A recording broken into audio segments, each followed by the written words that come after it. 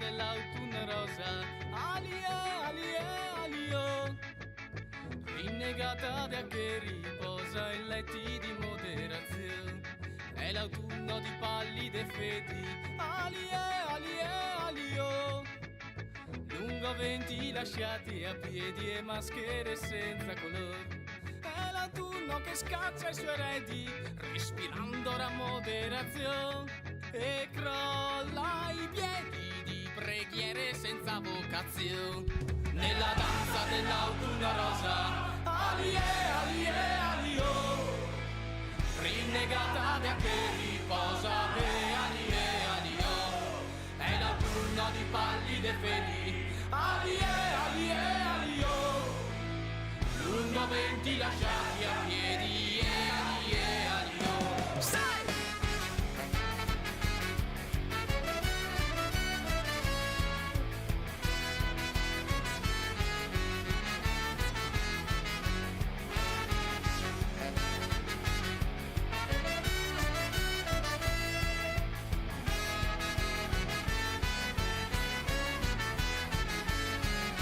Dama che spinse la culla viscida striscia tra le carni di un vecchio che scaldò la sua credulità, compiaciuta e padrona del nulla, ora in dai nona.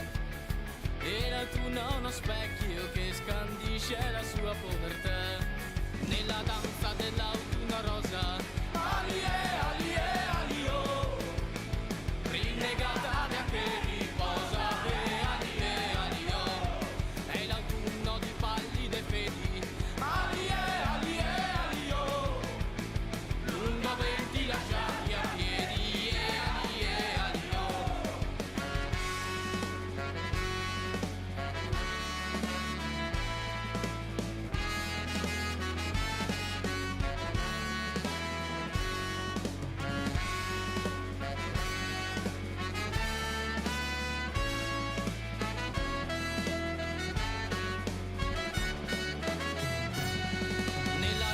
Dell'autunno rosa, alio, rinnegata da che riposa, alio, è l'autunno di pallide fedi, alio, lungo venti lasciati a piedi, alio, cavalcar solamente a favore, siano freddi e nudi di passione, per voti adore di Maddalene senza quelle emozioni.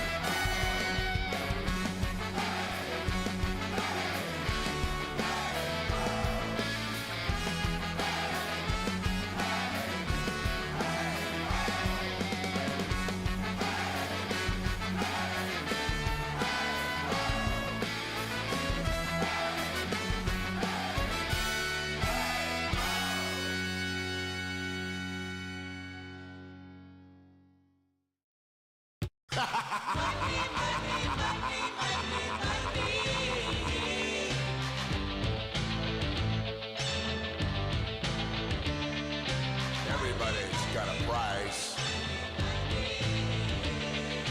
Everybody's gonna pay. 'Cause the $1 Million Man always gets his way. Money, money, money, money, money. I know my sync is off. Sorry, guys. Bum, bum, bum, ba-dum. This song gets stuck in my head all the time since I was a kid. If you don't, any answers, tell me, whose theme song is this? And if you can tell me whose theme song this is, you'll get a prize. Anybody, before it changes, whose theme song am I listening to right now? Money, money, money. All right, hi everybody, how's it going? My name is Tyler, and welcome to the AmpSim Show, episode 155. Gonna say everything like Vince McMahon. 155. You're fired. Ted DiBiase, Rudy Castillo, just want to plug in. Excuse me. Should be fun. All right. See what we got here, making sure Man, we are getting close. So close to the release of the secret plugin. I will be using it today. At the end, towards the end of the stream, you guys are going to get to hear the new amp. You guys are going to get to hear the new amp. That's about all and you guys are going to get to hear the amps in general. I am going to do that today. I forgot last time.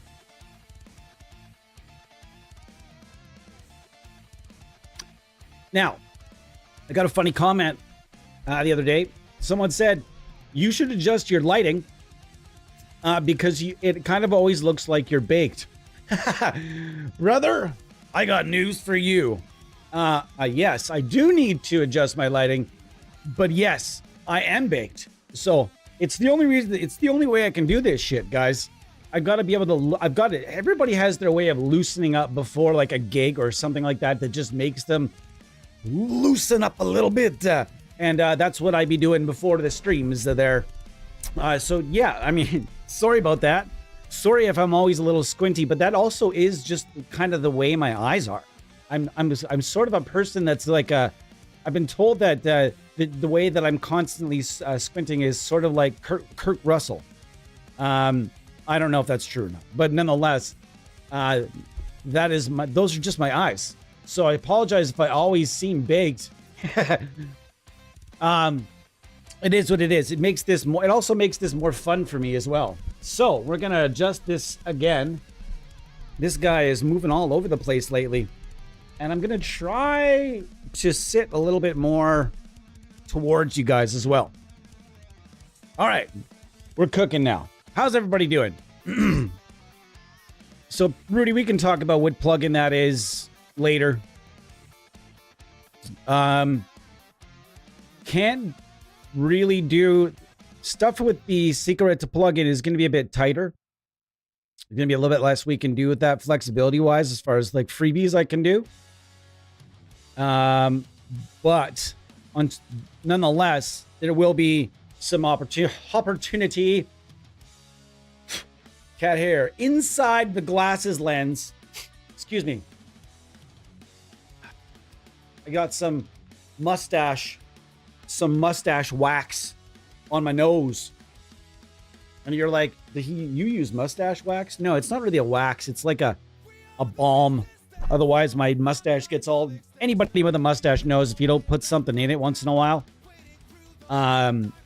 it gets really dry. It's like horsehair. And you go to give your missus a smooch. And my missus already doesn't really like the whole mustache smooch.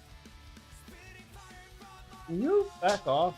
Doesn't really like the whole mustache smoochy. So I've got to trim it up a bit as well. But if you're going in with like horsehair, I mean, I'm not even going to say horsehair because horsehair is kind of smooth sometimes too. But when you're going in with very coarse hair, it's so stabby. Anyways, guys, what are we doing here today? We're hanging out with Nutcracker, and Nutcracker is the plugin from most recent. No, it's not the most recent anymore. This is not the most recent plugin from Polychrome DSP, although it is one of the more recent. They, of course, just released Lumos. However, I say it Lumos. It just says, it sounds better. Or Lumos. Either one, however you say it. That one came out most recent. Prior to that, they released their big beastie mother effer, and that is the Nutcracker. And they had a pretty heavy plug-in prior to this with the Kiesel Hyper Rig. I think like there's 2 of those amps that can be made to be quite angry. I'm sitting too aloof. I'm slumping and slouching, guys. You gotta yell at me for this shit. All right. I feel awkward today. Yeah, if you want me to email you, sure. I mean, rather, if you want to email me, rather, yeah, that'd be great. And we'll figure it out. I want to make sure you get hooked up with something. Anyways, today we're going to go over Nutcracker's recent update. Although, I actually don't know what the update is. I think they added the ultra tight switch, or did they not? Something is different. Although, I can't seem to figure out what it is. And I didn't look at the notes because I thought it'd be a little bit more obvious. I can't figure it out. I can't for the life of me quite figure out what it is. So, nonetheless, we're going to test it today because it's got an update, and I like testing updates anyways. So if anybody out there has got the notes in front of them, Pedro, if you want to look that, if you can look that up, it might be on the Polychrome website. On their Facebook or potentially Facebook or Instagram.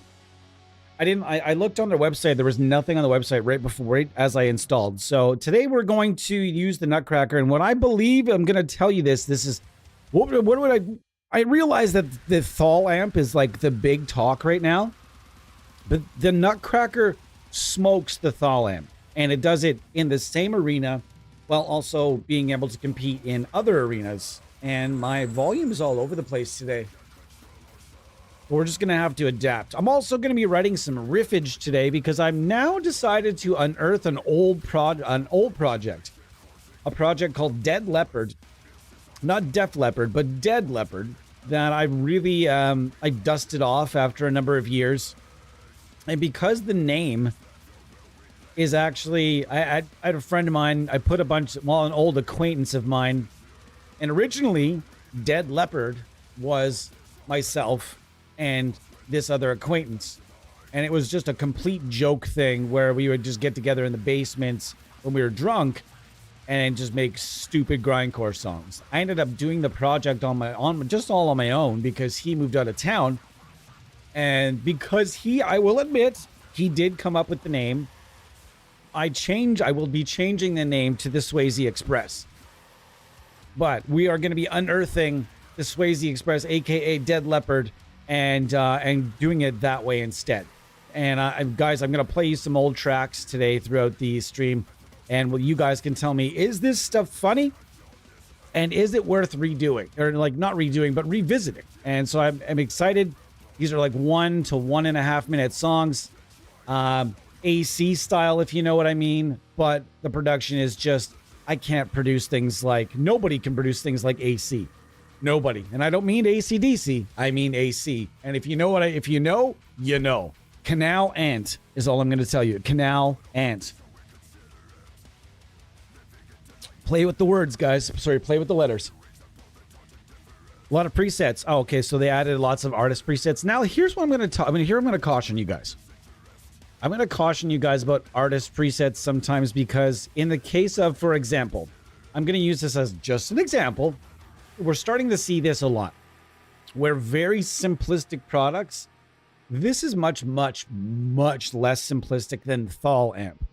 Thal amp, it seems, it's like I'm not about this product, guys. The more I did this stream and it sounds okay, but man, I'm just seeing the marketing for this thing, and the more I think about the price and the product, I would really, really rather you guys go out and just buy Nutcracker because this thing does everything Thal amp can do and a ton more. I say if you're interested in Thal amp, wait for a sale. I wouldn't suggest it. It just does not come with enough to warrant $155.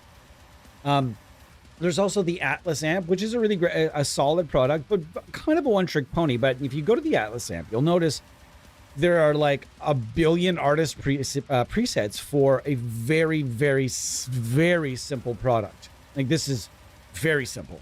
Although it's good marketing. If you're a newer developer, you offer creators and influencers the opportunity to make presets, and you know they're going to do some content featuring that product.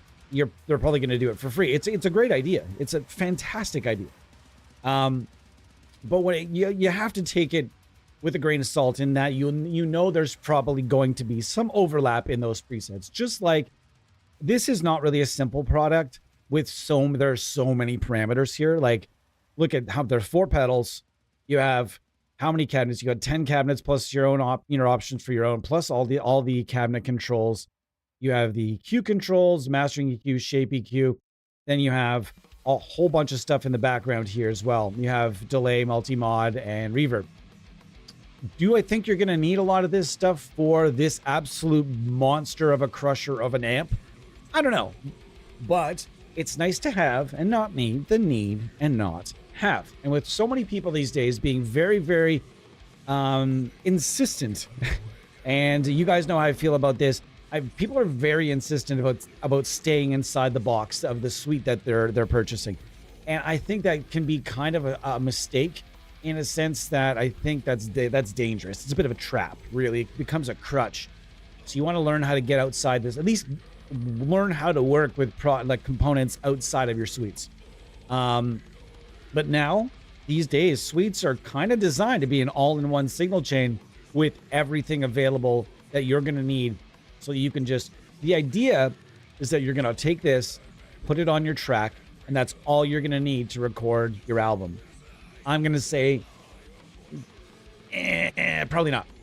I'm going to say that you're probably going to want a limiter.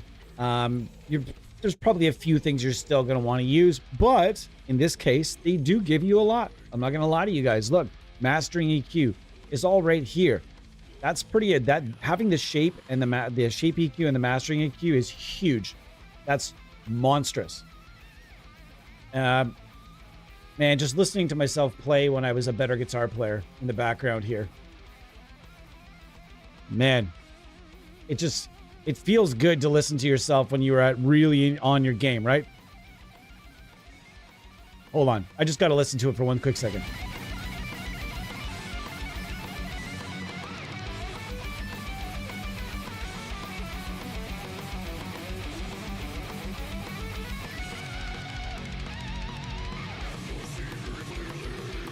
Nice. I've been really struggling playing leads lately. I've been kind of trying to get back in shape because I want to start recording more. I know that my wrist is kind of fucked up and I still haven't really got word on the surgery. So it's starting to give me more arthritic problems, and I'm noticing I'm just a little less fast, a little less this. So I have to adapt. Like every guitar player in the history of guitar that got older has had to adapt to arthritis and everything else. If you're like, you're one of the... You can see it's funny because you watch the young guys.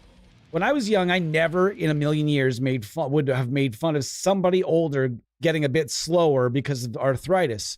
But then, like recently, I saw. I'm not gonna say. Actually, I can't even remember which guitarist it was. Somebody made the comment. You can really tell how arthritis is taken away from his skill. And I thought to myself, geez, God, that's relentless. That's horrible. You're someone that's pointing that out. But if you're younger, I'm just letting you know, if you're younger and you're a guitar player, it's coming for you too, brother. So you can hide, you can run, you can hide, but no matter what, especially if you've had some breaks and sprains and stuff as a young man, I can tell you, as at 40, even just 47, I can really feel it. So I've been frustrated lately. So it's nice to go back, and I've been listening to old recordings. Now, one recording that I learned recently. One recording that I listened to recently was an old album that I did about 12, 13 years ago. Called Shit Rooster. Shit Rooster being a term from, if you've never seen it, Todd and the Book of Pure Evil. And if you've never seen Todd and the Book of Pure Evil, you got to go and download or find it on whatever streaming service you can find it on. one of the most fun shows you'll ever fucking watch. There's 2 or 3 seasons, and it was just a deadly Canadian show about a kid, had demonic possessions and stuff like that inside a high school. Comedy / horror. Super fun. Anyways, I did an album called Shit Rooster, and I'll be putting it on in a little bit, but I was listening to it with the fellas and bouncing some of the songs off some of the guys last night and thinking to myself, you know what? This is kind of fun. You know what? I'm going to do some more because I remember when this was fun. And that's why, and lately, I have not felt like recording anything. I just haven't. I have so many different projects that I could show you guys, like starts of or even finishes of. I've got Southern rock, and I've got stoner rock, doom. I've got different kinds of doom. I've got 2 different doom projects. I've got punk rock, experimental stuff. I've got all sorts of things where I just started a lot of stuff and then just never really got motivated to just drive it all the way home. I get caught up in vocals every time because I can sing and I do like singing. Recording vocals is one of my least favorite things to do on the whole fucking planet. I get hot and sweaty, and then my throat feels like I ate a box of thumbtacks for the next week. It's horrible. So anyways, I've been trying to get behind it, but I'm not going to say 47's old, but guys, I'm running out of time where I could still be able to record some of this stuff. So let's get it down is going to be my new motto, so that when I'm 65 or 70 or 75, I'm not sitting there going, geez, I wish I would have recorded all that stuff when I was younger. I want to have that stuff for when I'm older. That would be fun. So what am I going to do? I'm going to get off my ass and start finishing some stuff up. And I'm going to start making some new stuff as well. This being that. And I remember this being a lot of fun. So today, I'm going to try to write some riffs as well while we're sniffing around. Okay, I'm all in tune.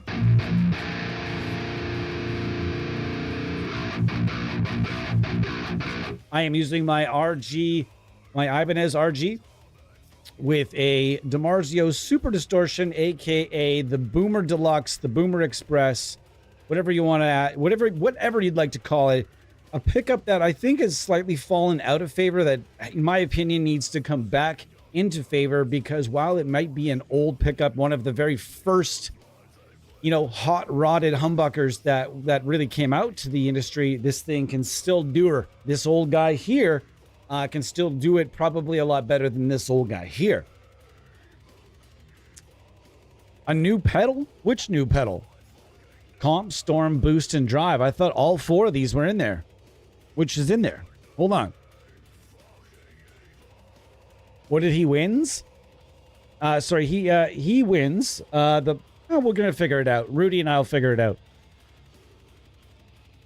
Maybe I'll even just send him a pickup. And thanks, by the way, to Baritone Goat. Baritone Goat picked up some of my pickups. He purchased some of my pickups. They'll be on their way to him shortly. I believe they are being mailed from the U.S. side, as a friend of mine is headed down there just to save on shipping a little bit if we can. What gauge do... Hold on. Let me get there. That Nutcracker is really good plug-in, like the options. I think it's too much myself. You think it's too many options? That's cool. I mean, I don't think it's too many options. I think it's the perfect amount of options for the demographic thereafter. I think everything... Sorry, guys. I'm just going to change this. I think this particular plugin for the demographic that I know that they were probably the majority after. You guys know the demographic they were after with this one. And it sure wasn't you and me, Rudy. I think you'd have to subtract about 25 years and then to find the demographic that they aimed this at. And it has all of the things that that demographic needs in a pedal. They like lots of stomp options. They got it. So do I, though. I will admit, I like different stomp options. And with an amp I wouldn't call this amp a one-trick pony, although it kind of is a one-trick pony. It's nice to have some other tricks around to get that one-trick pony to sound and, sound, feel, and respond differently. So I like it. I don't know what anybody in their right mind could ever need or want or need a compressor for with this plugin. I have no idea.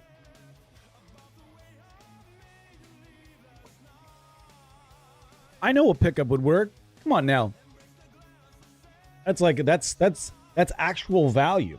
A plugin to me doesn't have a ton of value, even to most developers, guys. Giving out NFRs now that iLock is mostly out of the way, giving out NFRs costs a developer almost nothing. They just have to be careful about how many they hand out and to whom they hand it out to in some cases. Otherwise, you could create a bit of a negative effect. But in most cases, it costs the developers $0.00 to send you a plugin. And however, when they did have iLock, sending out an NFR would have a fee every single time that developer would send out an NFR. So a lot of developers with NFRs and iLock did have like quotas that AR guys were not supposed to go over. In my particular case, I had a specific scenario like that where I was told to be a little bit more due to certain fees. It'd just be a little bit more selective for a certain amount of time, and then that of course changed. So just in case you're wondering, it costs a plugin developer $0.00 to send you a free plugin. That being said, there's a way to do it, right? They're not just going to go give it to everybody for no reason whatsoever. Otherwise, there is a potential cost to it in that there could be missed sales that they're missing out on if they're giving stuff to people that they think might purchase it otherwise, right? Nils, what's going on, buddy? What gauge strings do you use with my wrist issues? This particular guitar, I've got it tuned in B flat. I've got lots of slack on this guitar. I've recently changed up all my different strings to strings that are just, I gave myself a little more slack. I was for a while kind of hung up on using like a tighter string gauge because I didn't like the play and the motion in strings, but I've just learned to kind of adapt to like a less tension. I bought these, and these are, I think, 62 to 13s, and they're perfect for B flat. Perfect for B flat. I mean, perfect for B flat. Anything I could probably pull off using like a 60 or something in B flat, but for the most part in just B standard, I like to use like a 50, use like a 58. 58 to 13. Have I thought about the Evertune? No, never. Nah. Hey, man, how's it going? Thomas. Very nice to see you, sir. Thomas McCrockland in the house, part of, well, it's one half of Polychrome DSP, along with one of my good friends, Luca. And Thomas, thank you so much for being here. We're talking about the updates, the upgrades and the update. I actually didn't look before I came on the stream. Someone said there's a new pedal. Maybe Thomas could actually just give us a quick rundown of exactly what's changed. There's new artist presets here, beta team presets, and more factory presets. That's cool. Everybody likes presets.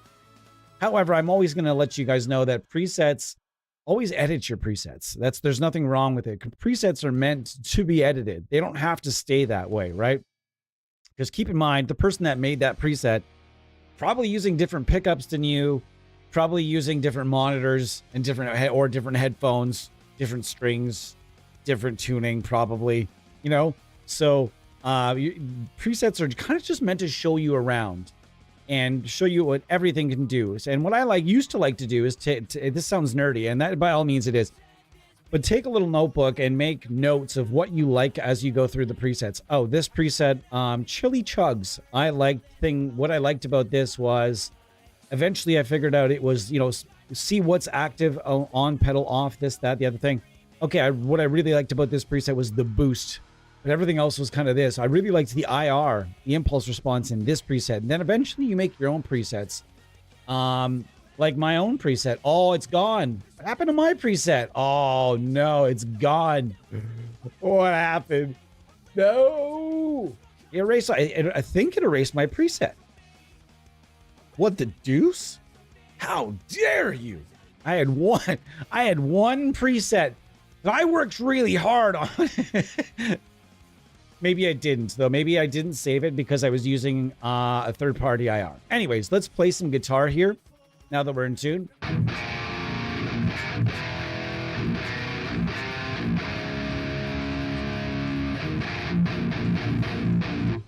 That's sounding kind of bland so far. Not the plugin's fault. My fault. I haven't dialed it in. There we go. Getting closer. Yes.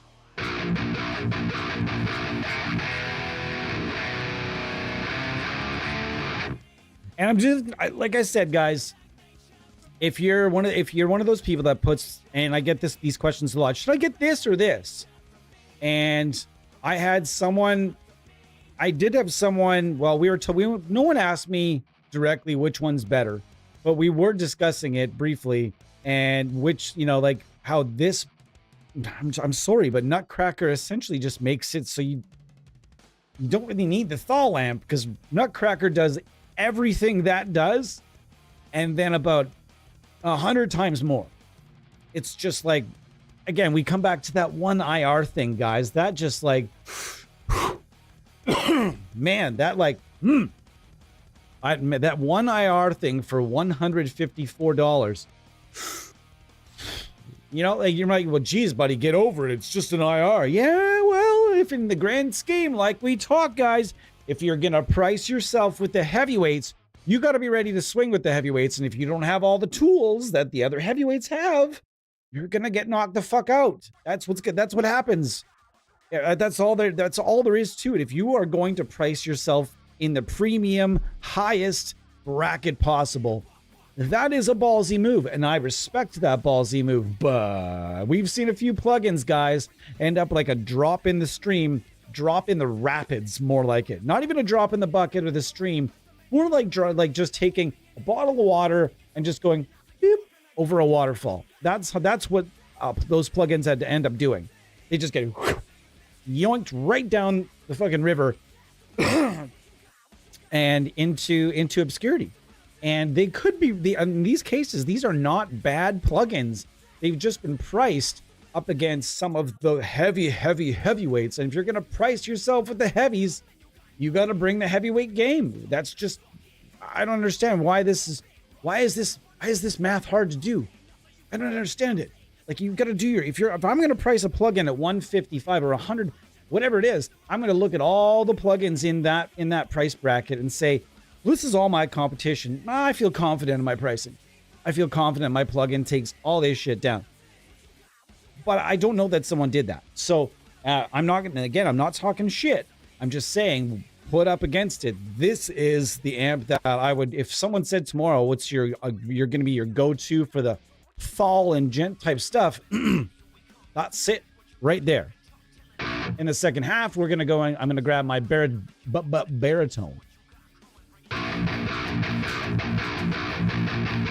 They do include an IR pack now. Blah.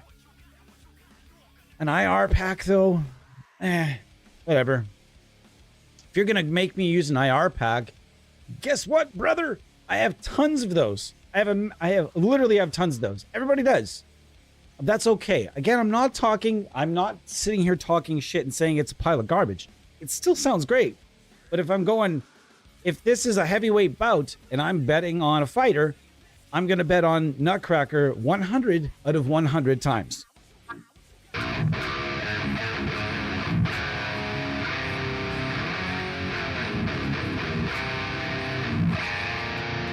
It has the ability to sound like a bit like a pissed off a tightened up, boosted, pissed off rectifier, a little bit of angle in there as well. And there's just a number of things about this plugin I do enjoy. I enjoy it more than I did, I think, the first time I used it.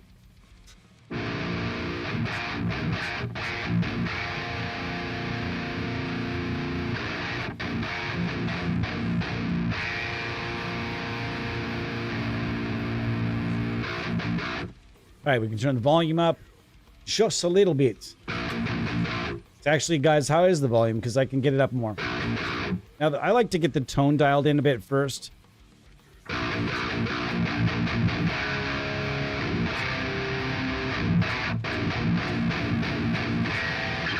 I think there were problems with their something to do with their email. Ton, go and look at their website. I don't think they were ready for the popularity of that product because apparently it crashed their email server or something like that because they're doing that email method. I think it literally crashed their. I don't know if it crashed it, but they were used up their daily limit in like a couple hours or something like that. I don't know. So I would go back and have a look. So let's go to the boosts.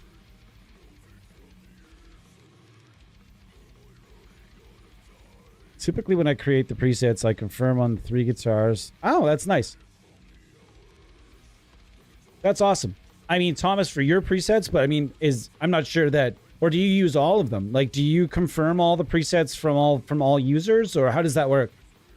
I know that sometimes after users have turned in plugins, there's sometimes a little bit of trimming to do, like if they've messed with like output. I always suggest that when people do presets, don't touch the input or the output. That's up to the user when they get their hands on the plugin. There's certain things you don't have to touch, can be left off, left up, and you know what I mean?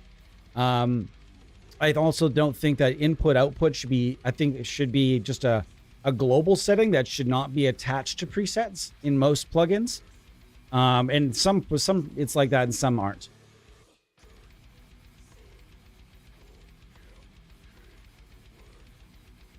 Yeah, man, you can go ahead and advertise the shit out of your sale, Mr. McCrockland.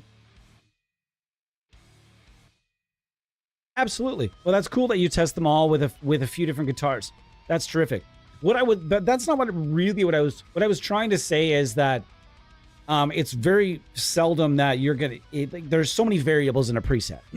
I mean, it's nice that you test them and that you make sure you equalize them volume wise and make sure everything is solid. That's one thing, but I was more or less speaking of even if all the presets are perfect and they're perfectly leveled and everything else and perfectly vetted and everything else, that's terrific.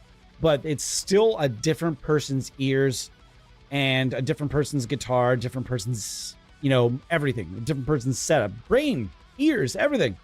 So for that user, that little bump of presence or that little bump of high end or the little bump or the turning on of a switch or whatever it is might be the difference between a preset they really like and a preset that's perfect.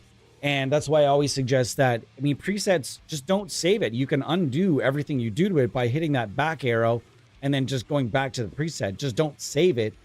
And if you do save it, make sure you save under a different name, a new name, right? So I always suggest move around, always be trying new things. So we're going to try the Storm.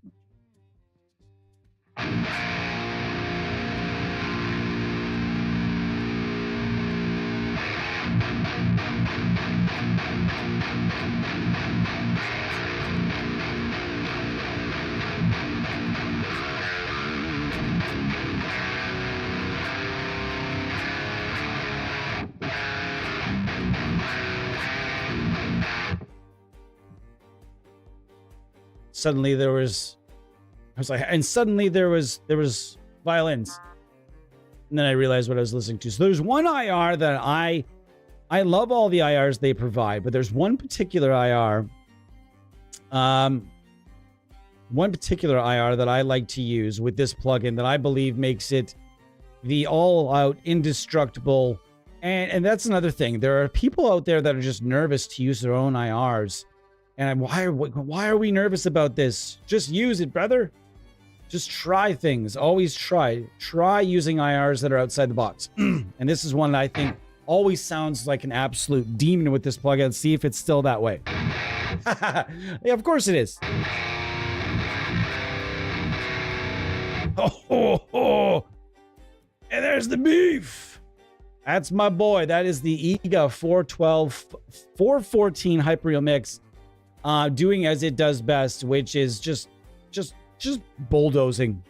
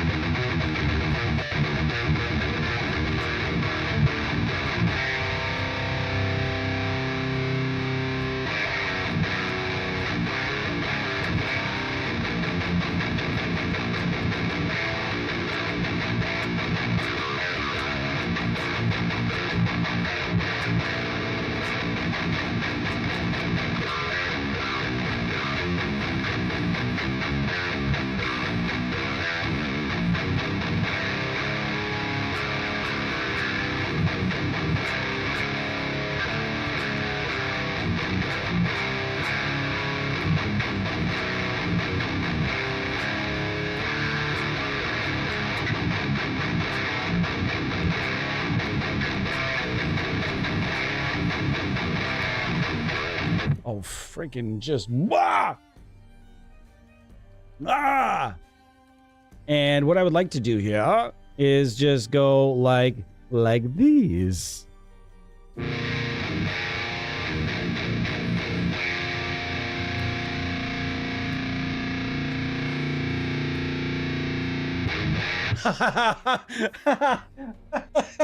It's so good. I just took one chug and I'm already like, yes, let's do this.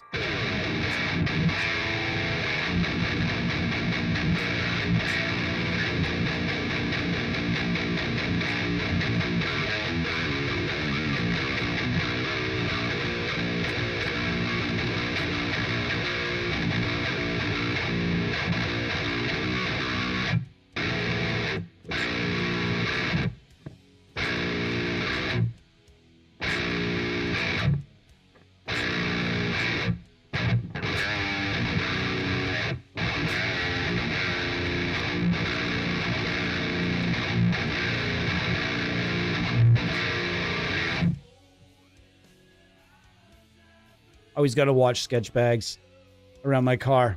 I can see out my window and I can see a sketch bag and going towards my car. And I'm like, sir, Mr. Crack Donkey, please do not approach my automobile. I didn't say that to him. That's okay. He looked like actually kind of a legit dude after I took another look. Man. What a great day today. It is one of the last days of my summer holiday. I'm being very mature about it, as you can tell. It is what it is, though. We all have to kind of do, it's one of those things where I'm off for the summer. I just get used to being lazy with my cat. You know what I'm saying? Ooh, I like that little reset button they have here. Wonderful. That means if you make a mistake with EQ and you make too many moves, sometimes it can feel a little bit like you're in a maze and you can't find your way out. So I'm going to go like this. It just goes back to normal. Blah. That's awesome. And then I can just make those couple of bumps. And I'm just listening for it at this point.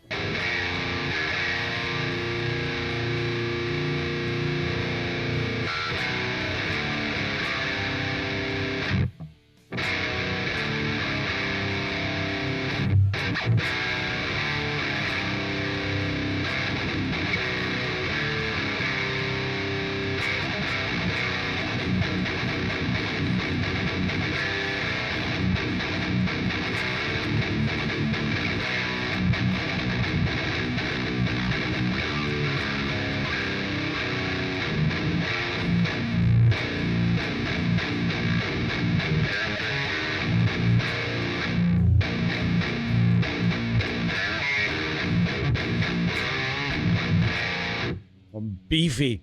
And because I'm in the B flat, you know, like, I don't think anybody's bought at this riff yet. Somebody's got to know this riff. And I think if anybody in the room, I think there's definitely some people in this room old enough to know this riff. All right. There's definitely enough. So let's try it.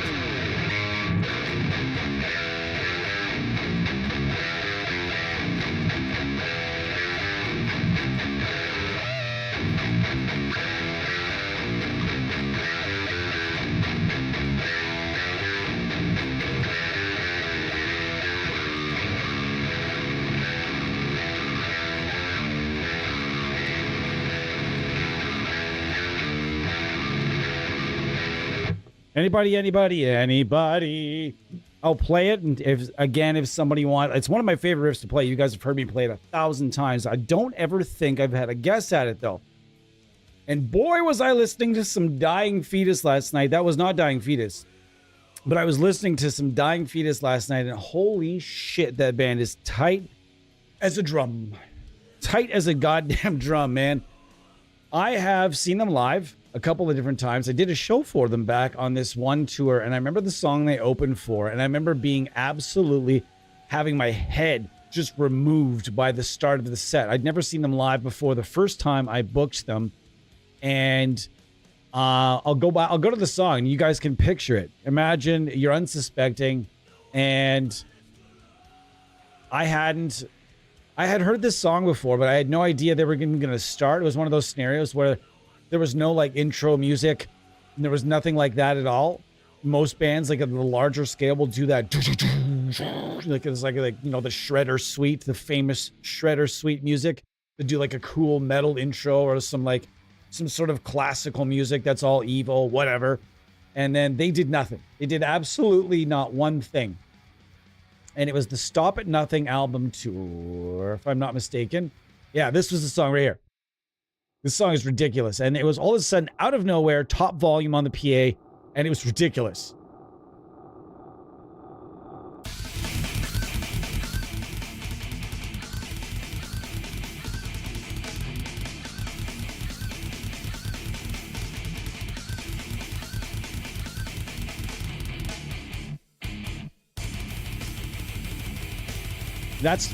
This dude's got great tone, man. John Gallagher has sneaky good tone. In fact, for the rest of the stream today, we are going to be listening to some Fetus.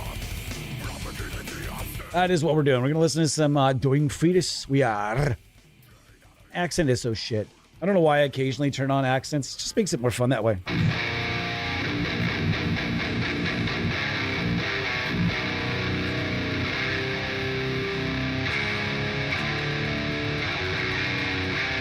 You know what I'd like to try? Because we're on this little kick of trying different IRs with it. I'm not, no, by all means, I am not saying that the IRs that are provided here are not good. That's not what I'm doing. I like to test different things. And if the developer gives you this little button, or that gives you the ability to load different IRs, guess what? They're totally fine with you doing that in your content as well. Would it be cooler? Is it nicer to them if you use one of these in the content? Yes, probably. But do they care that you're still using the amp, you're still using the tech?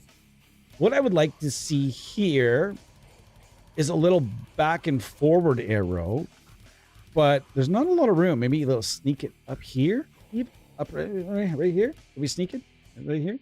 Backward forward arrow. That might look tacky. I don't know. Right here, backward forward arrow. That'd be kind of awkward. I don't know. But either way, I'm not trying to go backward and forward in this particular replace IR. Okay. I am going to try that new carnivore pack from Eminence. Man, I can't speak today. Maybe it comes back to that thing we talked about at the top of the stream. Who knows? All right, we're going to go to the carnivore pack. This is the Christian Cole Keller Audio, Cole Keller Cult. If you know him, you know him well.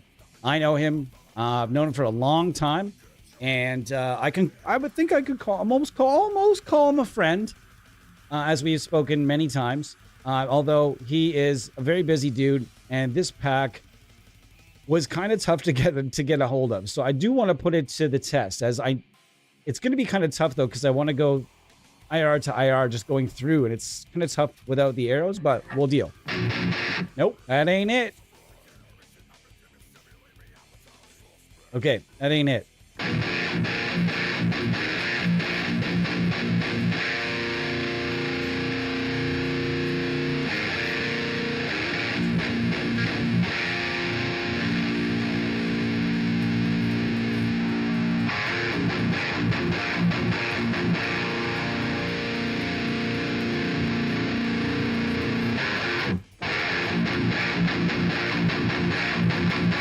Not bad at all.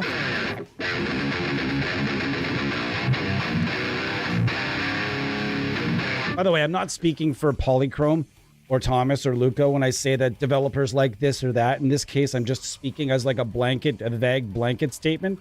Yeah, most developers like it when you use their IRs that they provide to you. In one particular case, I did have a developer wanted me to redo my video without a known hammer IR. I said no, and they didn't post it, and that was okay with me. Because if the difference between me just saying, I mean, you got to get out. And if a developer ever asks you to edit your content, You have to ask if the edit is warranted. Do they want to control the video, or do they want is there simply that's just not something that's super kosher, like a shirt you're wearing that's got like, you know, you were wearing that Cradle Phil shirt that said Jesus was a whatever on it. You know, like they may say, hey man, that I don't know if that shirt's for us, but like everything else about the demo is amazing. Is there any way you could reshoot it with a shirt that's just yeah? And if you say, no, man, I love that shirt, then they're like, okay, that's no problem. We love the demo. Thanks so much. And have a great day. And we're not going to post it. That's up to you. But if it's just something like, oh, geez, there's this one part of your video where you showcase something and actually you have it the wrong way, or something is you've got it running this or that, and there's an error somewhere, then that's perfectly okay. Then yeah, they're just trying to help you to make a better video. So it really becomes up to you. But in that particular case, I was like, no, I think it sounds better with the own hammer. And the guy was just like, yeah, I don't agree. And then that was where we left it. So you really just have to be your own person and decide, how bad do you want the content to just be out there? Do you want to be, you also don't want to be that stubborn person either. You don't want to get labeled a stubborn creator, because then that gets bounced around from developer to developer. This person, watch working with this guy. He's a bit sketchy, kind of a dick, you know? And that does get around, and there's probably a few people out there that think that of me. And guess what? Oh, you can hear it, just like my heart breaking. My heart is just shattered because of it. Probably one of the reasons I've only got like 600 subs, less than 600 subs, but that's okay. That is what it is. You got to be your own person when you're creating your art. That is also why when I work with creators, oftentimes I get the question, hey, what would you like me to do? And we like to go over this type of stuff. If you ever get that question, don't ever give the developer that. Don't ever ask the developer that question. What would you like me to do? Sometimes they'll tell you, you just kind of know. Create what you feel like creating. Do your thing. And that's always what I tell creators when I work with them as an AR person is, hey, listen, I just want to give you the plugin and I want you to do you. Don't worry about what I think. You know, all I want you to do is make sure you tag us. Make sure you tag us. Give me a collab request, whatever. Little things like that are fine. Sometimes they may have little things for you, like, hey, we just want to, we always like to make sure that we see the plugin. That's another thing, that if you're a content creator and it's just, you're doing a plugin demo and it's just you playing guitar in the entire demo, nobody asked for that. You know what I mean? It's not a show off competition here. It's not a show. It's not a video to show off, and it's a video to show off a product and your creativity as well, right? So you want to make sure you show the product, whether it's on the monitor behind you or you do a little, however you edit it. Just try to show the product. You know, even if you take your cell phone, it's a really popular way of doing things. And if you're a brand new creator, if you're a creator and you might not know this, if some of you might be thinking, geez, he's trying to show us a wheel here. Just chill out. This is for those of you that maybe need something, is just take a cell phone. This is my S7. This is my Android S7 that I'm still rocking, an S7. You found out this way. And then just fill and just do a quick video or a picture, just a photo of the screen or a quick video of going across your monitor. And then you slap a filter on it and you throw it in there as one of your edits. Done. You showed the plugin. You showed it. You showed them a pedal. You showed them a cabinet. Whatever you did, you showed it. You moved a mic around. That's another thing people like to do is as they're moving around, they'll keep one hand on the mouse and like turn up a knob or, you know, make something go, turn on a pedal, something like that. Developers love seeing little things like that. Why? Because users like seeing stuff like that too. And we do. We like to say, ooh, look at that. He turned on the pedal there. Oh, that's awesome. It's got pedals. I like pedals. You know, that's what the average user might be thinking. And gosh, did I choose the wrong friggin' shirt?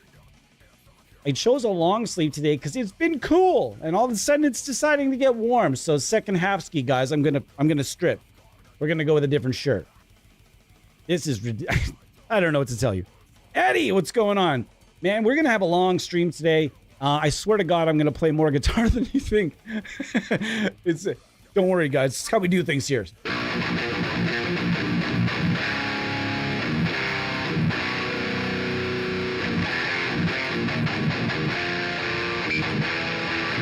How does this plugin compare to the Auto Audio 11?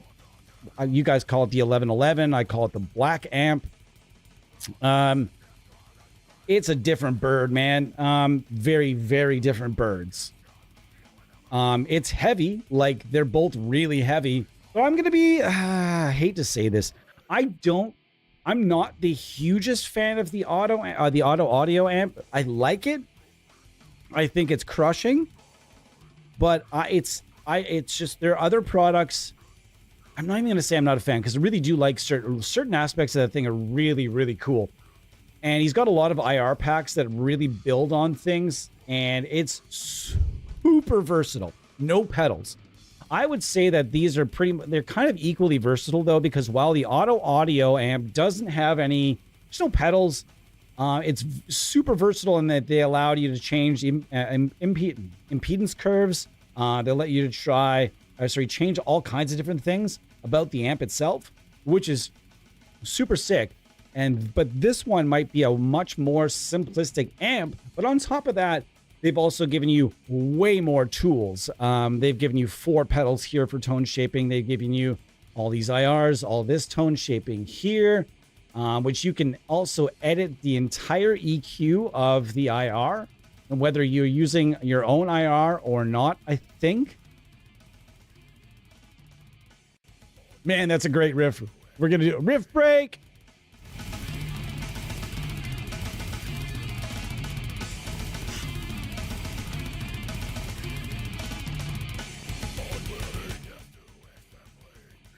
Jeez Louise. What a band. What a band. Honestly, though. Great band. And with tone that these guys have, man, it's crazy that John Gallagher has grown his hair out the way he has. Sick. Looks awesome that he grew his hair out.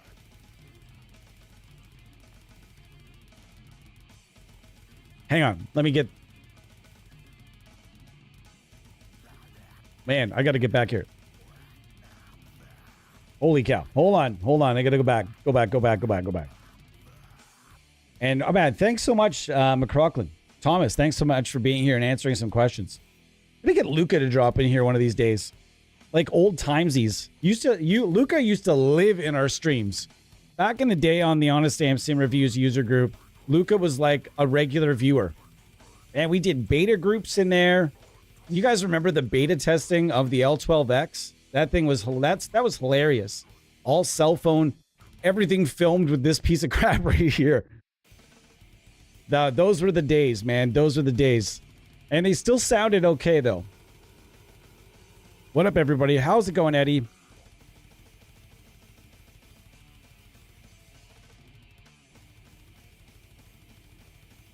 Oh, sorry, Thomas. I didn't see that.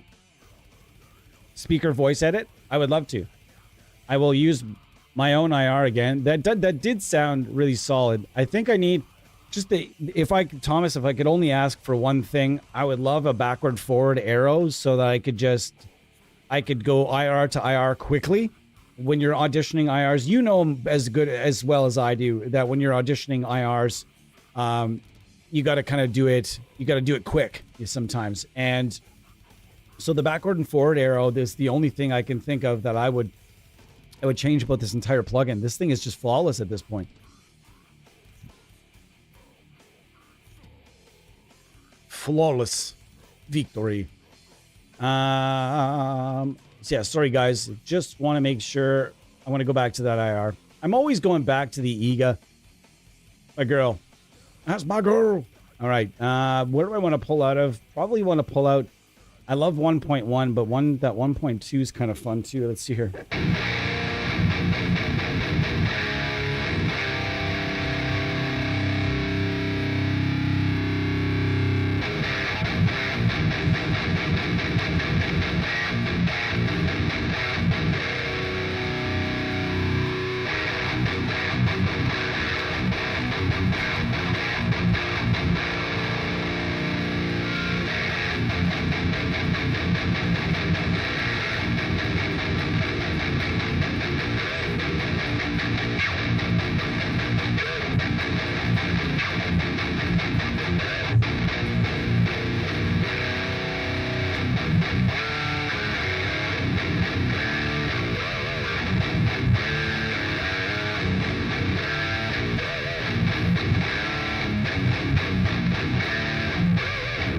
Boop. Yeah, Thomas, thank you so much. I just mentioned, I think it works with the IR, and you had already mentioned that it did, and I completely didn't see that. It just, sometimes I get on a roll and I miss a comment or two. I really need a better way of maintaining a chat. I really do. I need but I don't have the means. There's nowhere to put it. I've thought about putting another monitor up here, but then I'd be like this the whole time. Yeah, chat, it sounds good. You know, like some of those streamers on those gamer streamers where they've got the screen up here and you can just tell they're looking way up there. Nah, I can't do that. So I have an iPad over here underneath the camera. It's probably the best thing I'm going to be able to do for now.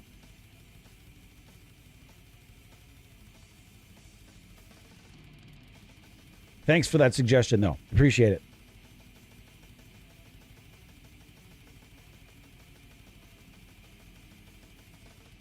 Oh, so you basically do your pedals.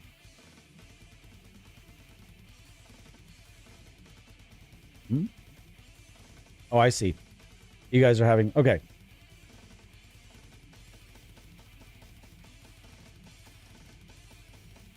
Man, Hypertune, guys, as I always say, I'm not one of those people that would ever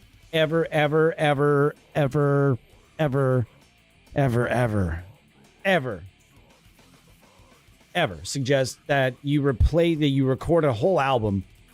Like if you're only trying to make a couple of moves, like say you're just trying to get down a step, 100%, you're going to be able to sound perfect. That's going to sound perfect. But if you're trying to go 2 steps, you're trying to go 3 steps, you're trying to use it for bass. I saw one guy bragging. He's like, I just used, he wasn't even Hypertune. It was a different plugin with a different drop tuner actually. But he was like, I just used this for bass. And I said, but what you're using guitar for bass? The strings just don't resonate the same way. And drop tuners aren't meant to fool you into thinking that you're using a lower, like a thicker gauge string. So that's where you start to, if you're trying to use it for bass and such, come on, be reasonable. Just be reasonable.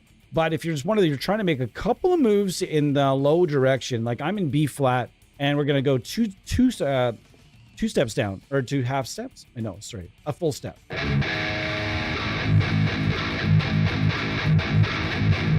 That sounds perfect because you're only making small moves. You make big moves, I would feel comfortable making probably 1 or 2 more moves.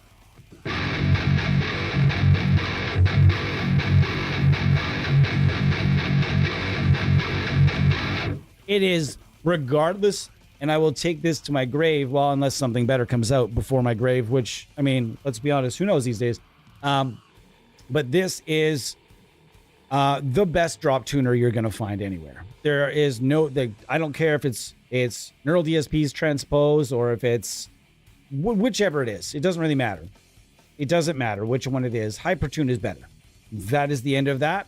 The end of that story. It's not just one person here either on our team. It's everyone. Every single person on our team here we all agree on some things. And this is one thing we absolutely agree on. We don't agree on all things, and that's a healthy team atmosphere, is when not everybody has to agree on or agree all the time, and that's okay. It's healthy for learning and a growing environment rather. But in this, we agree that this Hypertune feature is the best you are going to get, and if I'm not mistaken, I believe you can get it in its own plugin. So there's no reason on earth for you to have shitty drop tuning. There's just no reason.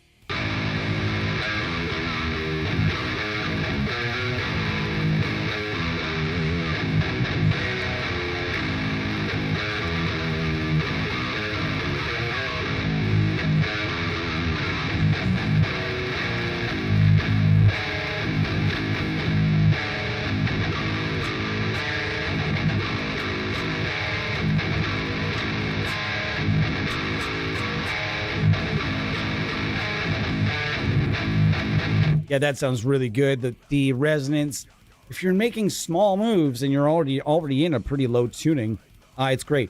Here's what I'm gonna say though: if you're using a drop tuner for bass, buy a bass. And not everybody can afford to just go out and buy a bass, but what you can do is save up, forego a few plug-in purchases, and buy yourself a bass. And if it's that you're tuned in E or E flat, and you're just like constantly find yourself lowing, drop your guitar down. Have a tech, file down the nut for you. And if you find that you're using your guitar to play mostly 3 steps down, almost all the time, and you're constantly using this feature, tune down, brother. It's not that hard. Depending on the guitar you have, there's a little work to be done. And do not cheap out on the work on a nut, because if you fuck the nut up, it's going to get replaced. And if it needs to get replaced, it's going to be expensive, because I'm going to be honest with you, most techs don't like doing nuts. I'm just going to be straight up. No, not any of the techs. I hate doing them myself. I really don't like doing them. They're time consuming and they're irritating. And yeah, if you screw it up and you think, all right, that's fair. That's fair. Weird, Mesa. That's the opposite of what we usually hear. It seems a little unnatural compared to, say, Neural DSP or the built-in Helix. That's fair. Xander Bananas. What's going on, everybody? It's nice to see you. It feels like a Friday stream today, and because my last Friday stream sucked, this one's going to be better. Last Friday stream, I was like, hey, it's Friday. It always takes me a little bit to get on. Guys, it is what it is. Yes, I have summers off, but I've explained before that I work really tirelessly during the summer. This summer was all about artist relations, and I want to tell you guys, bam, pick myself up another client. You guys will be hearing a lot more and seeing a lot more of Strange Angles around here, because I will now be representing Strange Angles as well. That's pretty awesome. So that is now a growing number of companies now that I've got going, and going to be seeing more of Strange Angles, because I just was so blown away. I was absolutely blown away that I was talking to him after about just doing a tool additions to the toolkit, and it snowballed into, hey, let's work together. So yeah, I can't wait. It's gonna be super fun. Strange Angles is a super fun company. Doing, in my opinion, the best. And I wouldn't have even gotten involved. They're doing, in my opinion, the absolute best NAM capture. Well, captures and profiles, really. I've tried so many for so many platforms, and these sound so good. Maybe a little undergained at times, but that can be fixed. See you later, Thomas. We appreciate you being here, man. Really do appreciate you. Thank you so much. Cheers. By the way, I don't know if you were here, but I wanted to tell you congratulations on Lumos. Lumos, either one. That plugin is absolutely amazing.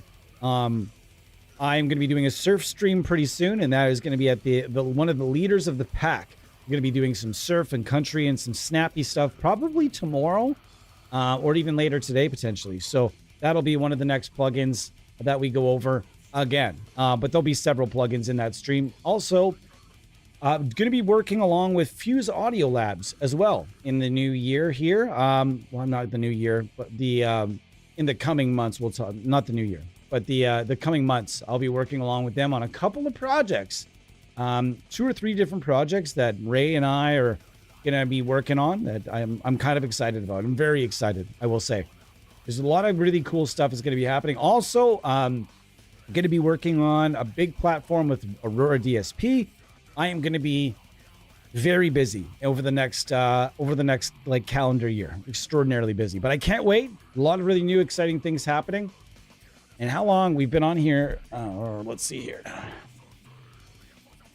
About an hour? Cool. Well, another few minutes here, and then I'm going to take a quick break, and then I'm going to change my guitar, and I'm going to change my shirt because I'm sweating my ass off here. But for the moment, and at the end of the stream, don't forget, we will be going over the secret plugin. The secret plugin, there's been some big changes. I will briefly go over just the amps and a couple of the cabs. You guys will be able to hear some things, and that'll be that. And it's funny because the one amp I actually did show you guys 1 second of accidentally, that amp was actually removed from the suite. Completely removed from the suite. That's pretty fun. So there's a whole new amp in there now. And is there anybody? There's several people on the beta on the beta list. So some of us aren't above playing devil's advocate in the group chat if things seem to be all one-sided in the discussion.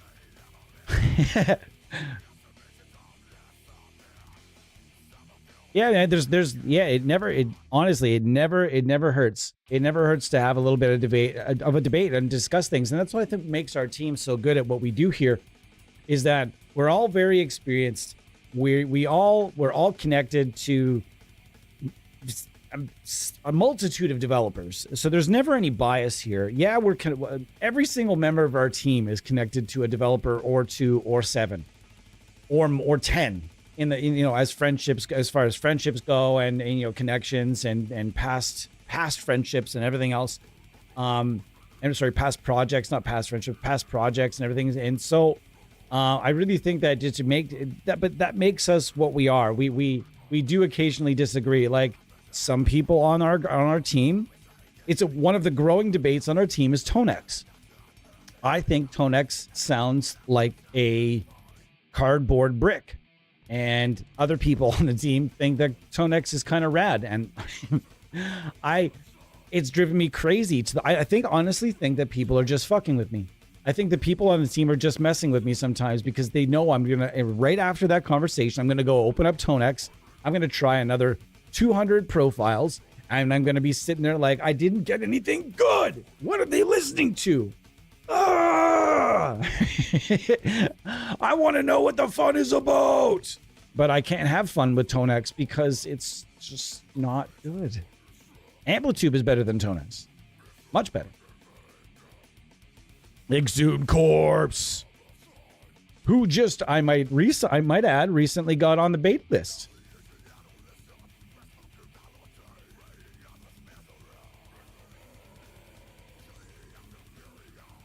Yeah, man. I'm not ashamed to say that I'm wrong sometimes. If I'm wrong, I'll wear that shit hard, dude. 100%. You guys have heard me on this stream, on this channel, not this stream, but on this channel. You guys have heard me many times be like, I was wrong. I thought this sounded like ass. Now it sounds good. Maybe I missed something. Maybe it was an update. I don't know.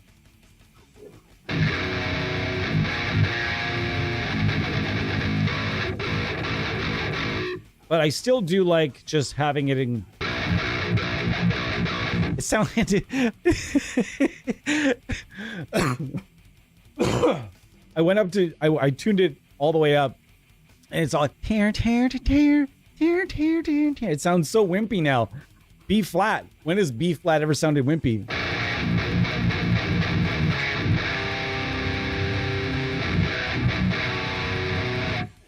Gosh darn it. Getting humid. It's been supposed to rain all friggin' day today, but then it just didn't. It's been doing that lately.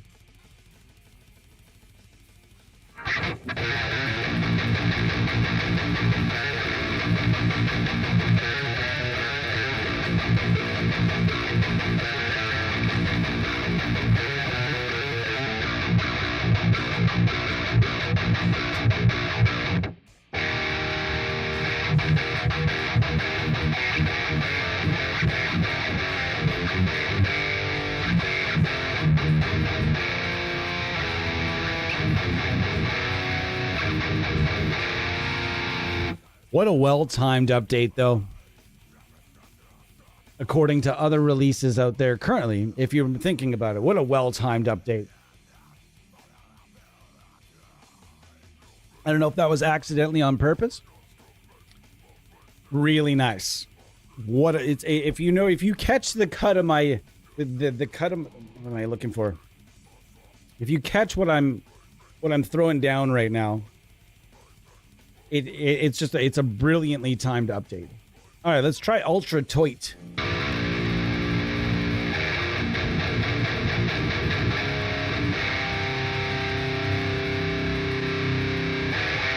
Oh boy. Just opened up a big solid can of whoop arse.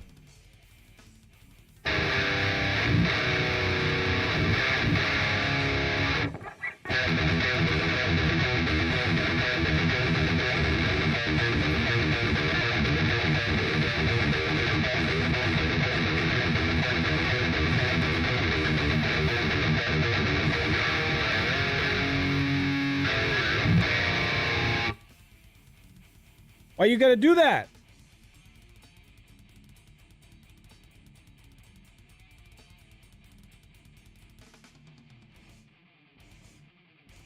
All right. Clipping in the input? I'm not clipping anything. I'm not clipping anything.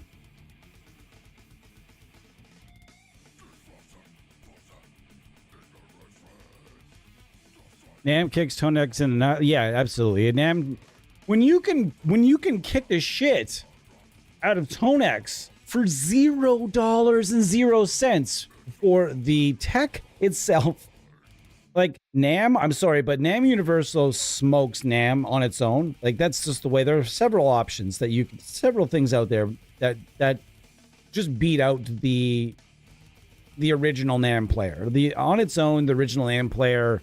It needs a little bit of goosing here and there to maybe liven and warm certain portions of things up. And I think that NAMM Universal is free, and the toolkit is free. And there's a lot of stuff in that toolkit for free that sounds really, really good. Better than any Tonex. I mean, that's the thing, and I've said this a million times. How do I know one is better than the other? Well, it took me the second time. I waited for it about a year. Because the first time I tried NAMM, there weren't a lot of great options for caps. And I was like, I don't know, I'm going to give this some time. Gave it a year, came back, took me two captures. The second capture I tried from Arlington Audio, and that was it. It sounded perfect. It sounded amazing. And I'm sitting here, wow. And it took me only two, made by a great creator, but only two. Tonex, at this point, I think I've probably been through 1,500 profiles. I've purchased profiles. I have asked companies for profiles for free. I have asked artists that I know that have expansions for Tonex for their packs for free. They've been nice. The people have given me things, and I can't showcase them because they just don't sound good. I don't understand what other people are hearing with their ears. But I want to experience what they're experiencing. But I don't understand how anybody could put NAMM on a blind hearing, a blind play test, we'll call it. If I don't know one person that would choose. I don't understand how anybody could choose, I should say, Tonex over NAMM. I don't understand it. I don't care. I don't care, and I don't understand it. I want to know. And so we've one thing we have established is that Nutcracker sounds gigantic.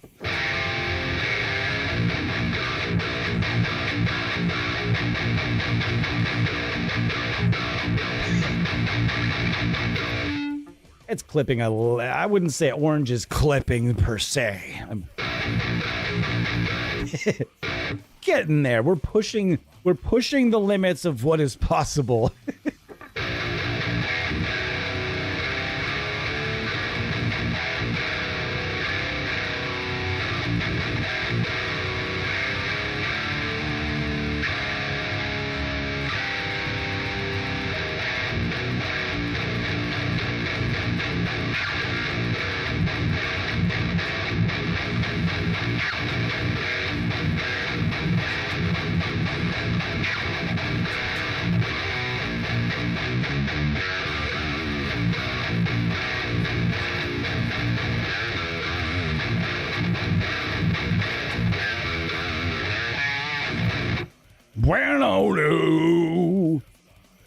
Bueno, I still have. What do we got here?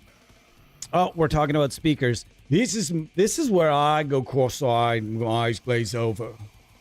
My eyes are glazing over and I've gone cross-eyed, which is what happens when people start talking about speakers. It's not that I don't care about speakers.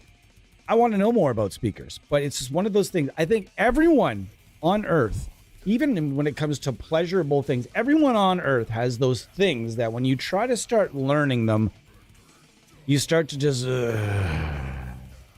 like the one... No, I'm not even going to talk about that. But still, I think we all have that one thing that even with guitar, there's certain like theory and stuff.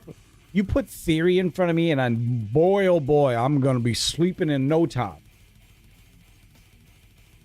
Like I just ate some turkey on Thanksgiving. That is an absolute sleepy time for me, is when you put like guitar theory in front of me. Oh, sorry, I forgot. I was just thinking about guitar theory. I was getting sleepy there. Yeah, exactly. This is why we have Eddie. Eddie is our IR and speaker expert. We tapped him with this many moons ago, it seems now, and he has just run with it. It's also one of our 2 or 3 or 4 different NAM experts. So if you have any questions about NAM, making NAM caps, although that gets to be a bit more of a long conversation, there are people here that can help you. We have people here that are competent in just about everything. We have experts on everything here. You just ask, and if we can't answer you, we will go and tap one of our mentor level experts at one of the companies that have kind of offered their services to be like our expert, and they will go and tell us what we need to know. So if you ever have any questions we can't answer, we will tap somebody that's smarter than us, and we'll make sure your question gets answered.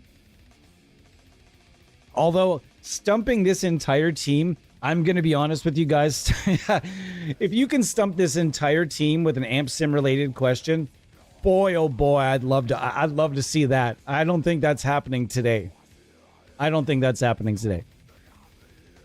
Like I said before, I would put our team up against any. You could go ahead and organize any team of 10 experts in this field, and I still feel like we're gonna go and we're gonna take them out. I still don't think there's.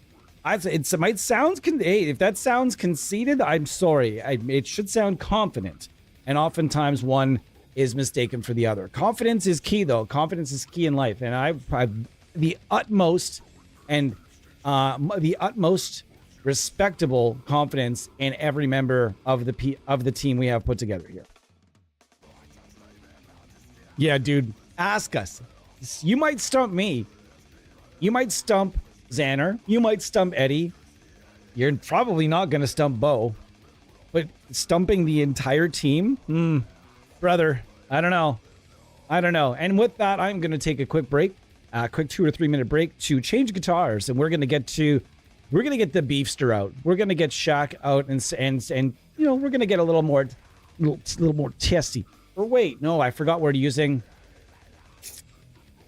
the secret plugin. I'm still gonna change this fucking shirt. I'm still hot. I'm not gonna change the guitar though, because I forgot secret plugin. I think I actually have yet. I don't even think I've tested the secret plugin with this guitar yet. So I'd like to. So I'm gonna do that today. So stick around, and the rest of the stream, I'm gonna check out Nutcracker just a pinch more. We're gonna take potentially a a viewer request for something that is really, really heavy. So heavy that you take out the H and say heavy. Yeah. I don't know why Bo isn't teaching at MIT or something like that, man. Dude, I'm going to go ahead and say this out loud, and I don't kiss anybody's ass. Not ever for anything, ever for any reason. And I will tell you that Bo is one of the smartest human beings, if not the smartest human being that I know. I don't know a lot of smarter people. My dad, maybe. My dad, but not with tech, though. My dad just is one of those guys that you could be like, Dad, who's the king of fucking France in this year? And my dad would be like, wow, it's fucking absolutely this guy. And you're like, you just pulled that out of your ass. No, I didn't. I always thought my dad would do really well on Jeopardy with those, those questions. Like, my dad's really good at Trivial Pursuit, the hard version. Like, those, oh, geez, that game. That's another way to make me fall asleep immediately. pull those little pies with the pie pieces and the Trivial Pursuit, that box comes off the shelf and she's a wrap. All right, guys, give me 2 or 3 minutes. Thank you so much for being here. Also, any Red Dead Redemption fans or experts in the house, get yourselves ready because I might have some questions for you when I come back. Thank you so much for being here. Like and subscribe. 2 or 3 minutes, guys. Cheers.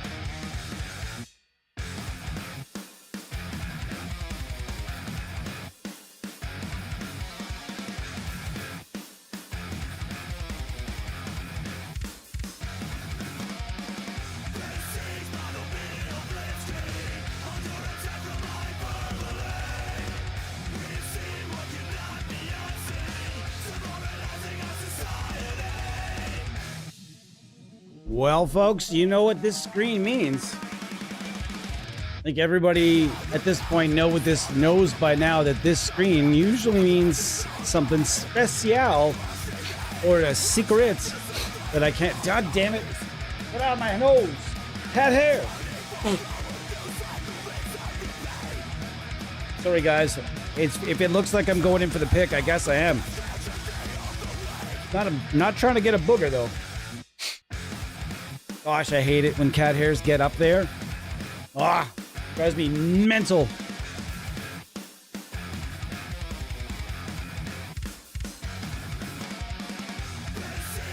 Wow, it's really delayed today. Don't mind me, guys. I'm not sitting here picking my nose. I think one of my mustache hairs is going up my nose. Wow, the delay is extreme today.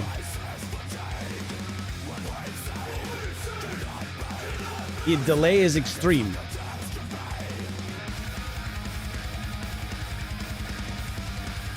All right, guys, we're going to get into some tone. I have not yet tested this plugin. This will be fun. I have not yet tested this plugin with this guitar here, the Rumblebee. So we are going to start with amp 1. We are going to run a boost through the entire plugin.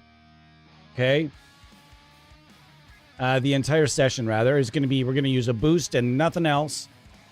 There will be a boost in front of each amp. There will be a boost. Boost, McBoosty. All right. So now we start with amp 1 and cab 1. I'm going to turn this up.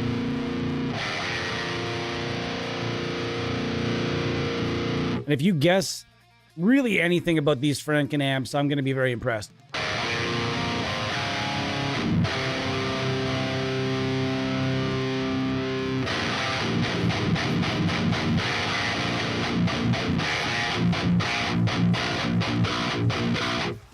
Sounding good so far.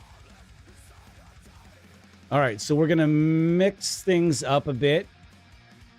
Man, this is super fun. Like, everything that's been done to this plugin makes me so happy.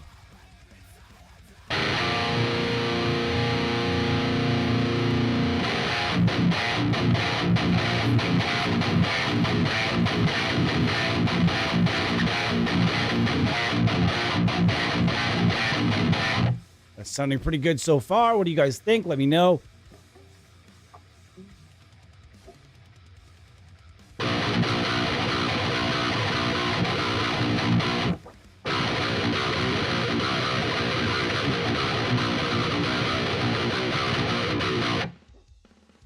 Yeah, buddy. I'm having some fun so far today. I hope you guys are having some fun. Right now, if you're wondering why you can't see my screen, if you're just joining us, you can't see it because I don't want you to see it currently because there's something on the screen that I can't show off just yet. It's this is what the secret to plugin. If you're wondering why I'm saying like that, we've shown the video before. This is a secret tape. As you can imagine, every single solitary time that I play Tony Hawk with my wife, we just got the 3 and 4 and we're working on it together. My wife and I, we love playing games together, and it's super fun. We get to enjoy Tony Hawk together because she's a bit younger than me, 9 years younger than me to be specific, and but she still grew up with Tony Hawk. So we both love Tony Hawk. So we've both been playing the shit out of 1 and 2, 3, 4 Reduxes. And if you have not tried these games yet, the redone versions, holy cow, are they ever fun? See you later, dude. You know, important work cannot be stopped, sir. So check out. See you guys. I'll see you later.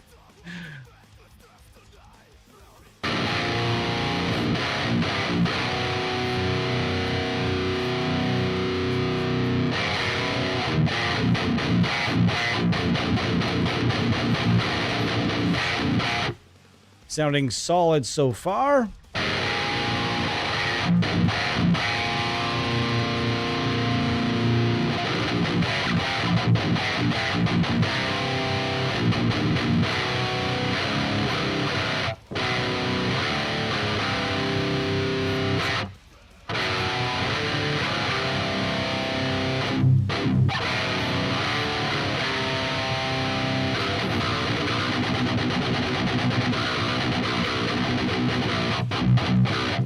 Get too competitive. Yeah, man. I can't do that anymore. Controllers are too expensive. I have a new method.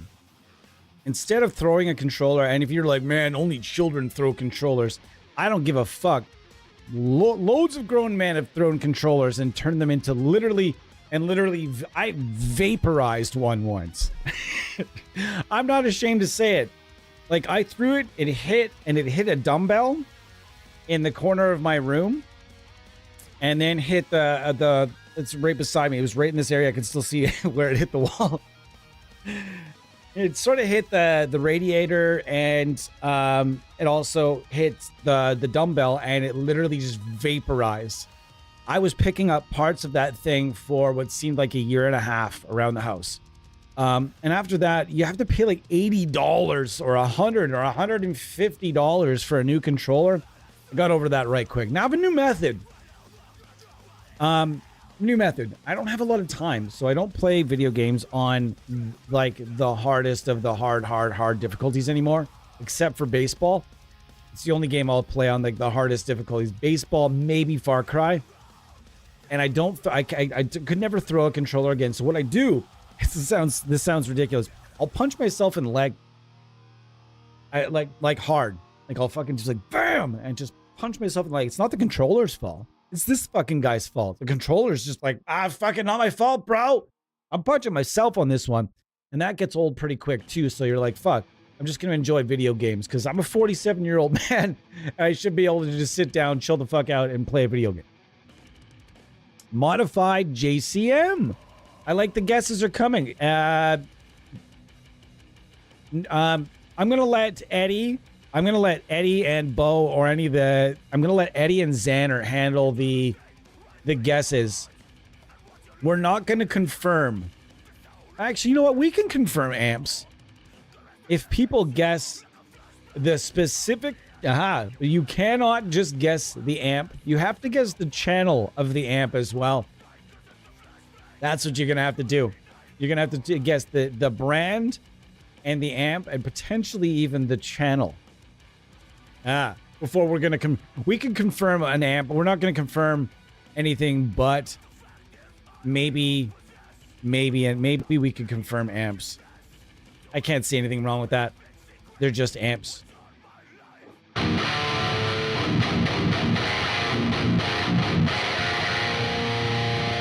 But I guess, you know what, Baritone Goat, I guess deep down, I think Bo would, I mean, Bo might suggest that you might not even necessarily be down the wrong path there. In inspiration, if I don't know if I can really, I don't know if anybody that knows the amp I'm talking about right now is probably laughing their ass off at like just trying to toe that line, you know. All right, let's crank up this and that setting a little bit.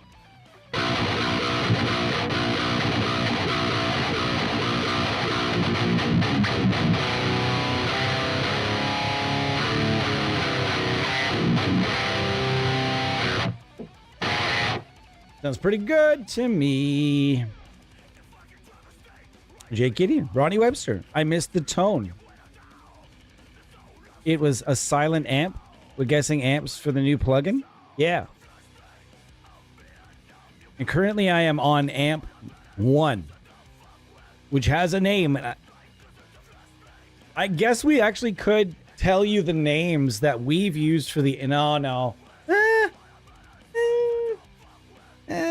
If nobody guesses it, we will throw the name of that we have chosen for the amp, or the name chosen by the artist or the developer. It was sort of all of these have been a group decision. And also, you know what, guys? We're actually... This could be interesting, guys. This could be interesting. We could be onto something here. Yeah, I'm on amp 1. Amp far to the left. I'm on the... and I might add that Bo worked along with the developer on the aesthetics of this. So when you see it, you're going to be like, damn! Bo was talented. That is not BGS. Oh, sorry. That it is not. Yeah, it's not, but...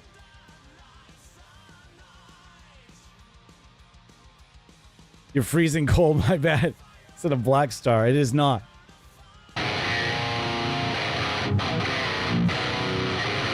I think I got him fucking...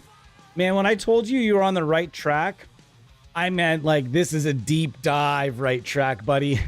Deep dive.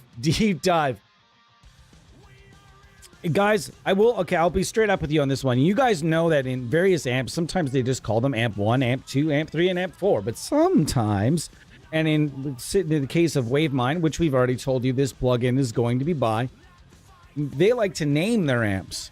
So these amps are all given parody names like you might find from, say, like a company like Nimbrini Audio, where, you know, or you guys can find a million different examples of it in the amp sim universe here. I mean, every mega suite is, you know, everybody's got their own name for rectifiers. Everybody's got their own name for whatever, right? So in this particular case, folks, we are searching for a... I'll tell you what, if somebody gets this amp, we will tell you what we are potentially searching for a name for. And maybe, like back in the days of the Honest Amp Sim Reviews user group, we could have somebody from this chat end up naming an amp in this suite. And we are going to take everyone's suggestions seriously. So I'm just going to come out and say it.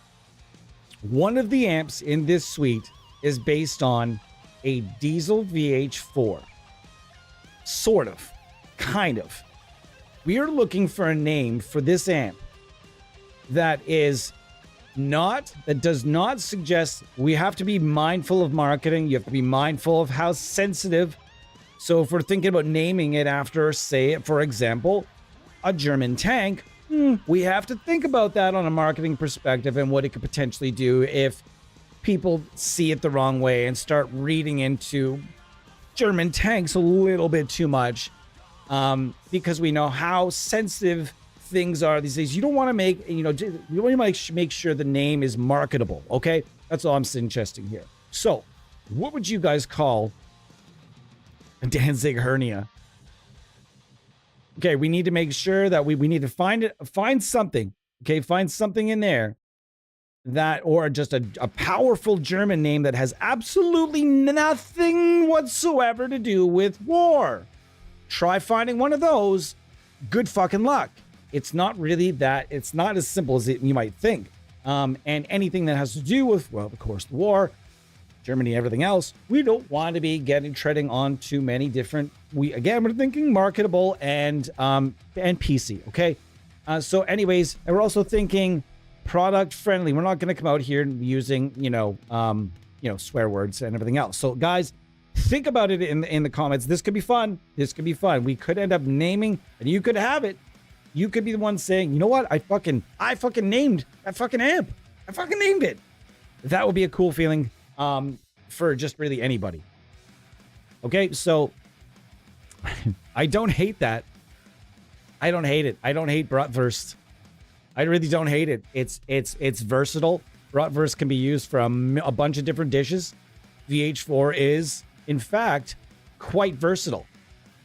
German, I like it. It's easygoing. Does anybody remember that plugin, the Bratwurst Fuzz or something like that? Remember that? All right, we're going back to amp 1.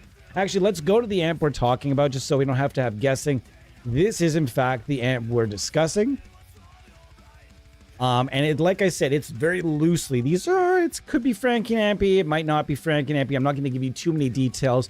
I'm just telling you that there could be some VH4 guts very obviously in here. And it'll be easy to tell from an homage and some of the controls and everything else that's been done that make the amp look smoking. So we're going to go over this amp as we discuss this very briefly.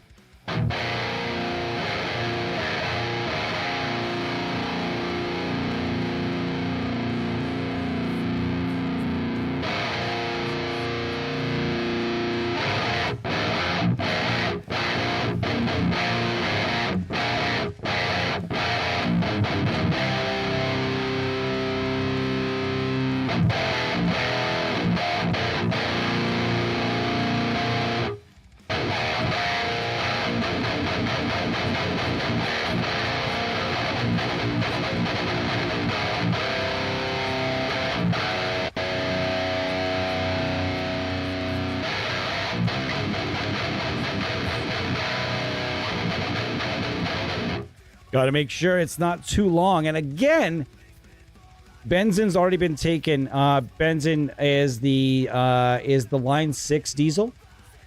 You wouldn't want to use benzene. And how you're thinking, holy shit, how did he know that off the top of his head? Because I'm a super nerd that knows this, and this is sort of my aspect of this team, is just being an extra nerd that just knows lots of really useless shit.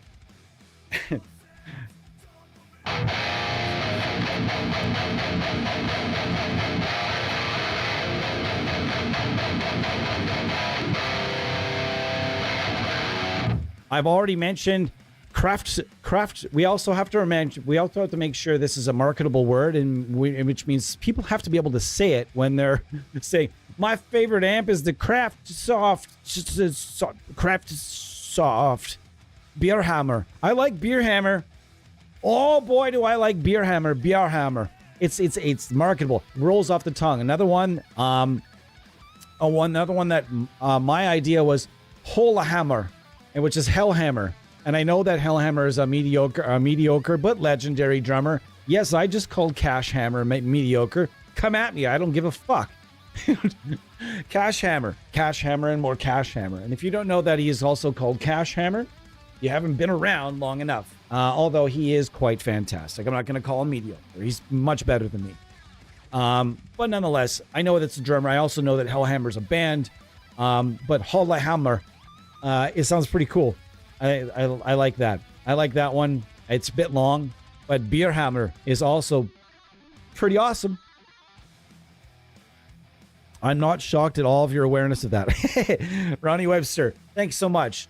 I appreciate that you recognizing nerds recognize nerds, man. Especially like when nerds recognize like really smart nerds, and we have a lot of really smart nerds in here, and viewers included. We have many viewers in here. Like I see Jake Gideon, And Jake's he's used an amp sim or 100 in his days.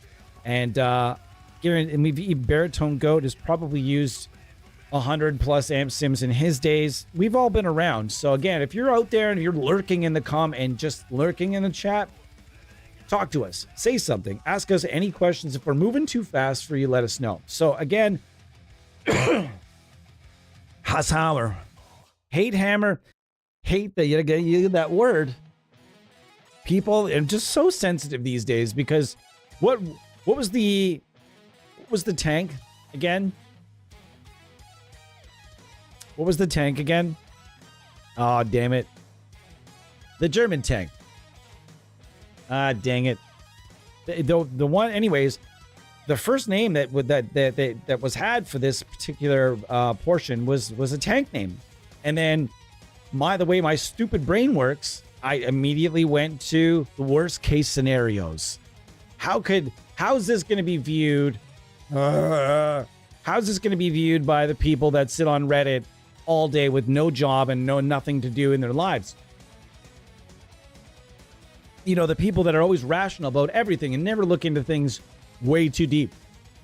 Panzer. I like Panzer. I liked it. But then all I could think of was, and I just turned to my wife and I was like, hey, what's the first thing you think of when I say this word, when I say the word Panzer?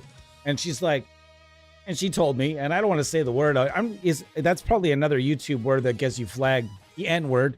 And I was like, yeah, that's what I was thinking too. And I don't know why. It's just an amazing piece of machinery, an amazing and powerful piece of machinery that just happened to be used by one of, and likely the worst human being ever to walk the earth. So that's just, if you can change a name to something that will never, ever, ever, ever cause anybody to look at it and be like, meh, meh, nah, nah, nah, nah, nah. Well, then you might as well just avoid those people anyways. Oh man, the riff break. Sorry guys, riff break.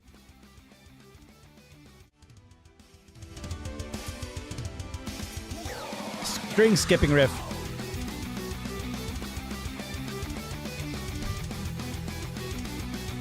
Can tell that's EMGs.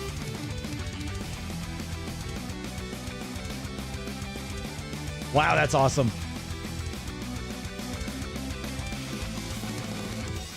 Man, that's a cool fucking riff. I don't care about the rest of the song if you don't like it or not, but you can't tell me that riff, as a guitar player, guitar player, I can't see any guitar player listening to that riff and saying, that riff sucks. It's fun, man. Super fun. And I wish I could play it, but I can't. Ice and Faust. Oh! Ooh! Oh! Ice, that rolls off the tongue. I often think of, when I think of marketable words, guys, this is going to sound really stupid. I always think of words, when I say, this is going to sound really dumb, and I've never told anybody, I don't think I've ever told anybody this. But when I think of naming a product, I often think of, this sounds really stupid, but I often think of a baseball address announcer on a public address announcer announcing the next batter. Ladies and gentlemen, next coming to the plate, Ice and Faust. Like something that sounds good. Like when you hear certain baseball names that roll off the tongue, one of them in particular, ladies and gentlemen, coming to the plate next, the left fielder, Nick Swisher. That's a great name. Sound check words too. Sound check words that roll off the tongue. You don't want any user or anyone that's just gonna roll right past it and just call it the Diesel. You know what I mean? You don't want to do that because then whatever name you put into it is useless. It seems like such a minute little thing, but it's fun and it can make a lasting user impression when they see the name of an amp and they say, oh, that's fucking sick. That's awesome that they called it that. He does speak German. Ice and Faust is pretty fucking awesome. Hammerfaust is also pretty fucking awesome. I still fucking like Panzer, man. Totenkraft. Deadcraft. Not bad at all. This is a good session because when you only have like 4 or 5 or 3 or 4 minds working on it. There are only so many ideas. Like this morning, I jumped into the conversation right off the bench, like I said, and just started hammering out really stupid ideas. And you can go and find the 2 coolest words from the English language and put them together in German and end up with a word that is this fucking long, boys. It's this fucking long. And you're just like, I just came in with short, yeah. And all of a sudden they go, bam. And you're like, that's not going on. Or do you lean into it? Do you lean into it? We need a big German word. Oh my fuck. I just about let something slip there. How funny would it be if you really leaned into it and made the whole, like, imagine you just use this big fucking word. You just use this big fucking word that's like, and then you know people are just going to call it the Diesel, but that you didn't care because you wanted that name to be hilarious. That's another way you could go with it completely. Although I'm not sure in this particular case that is something that we're going to be able to sell on the artist in particular.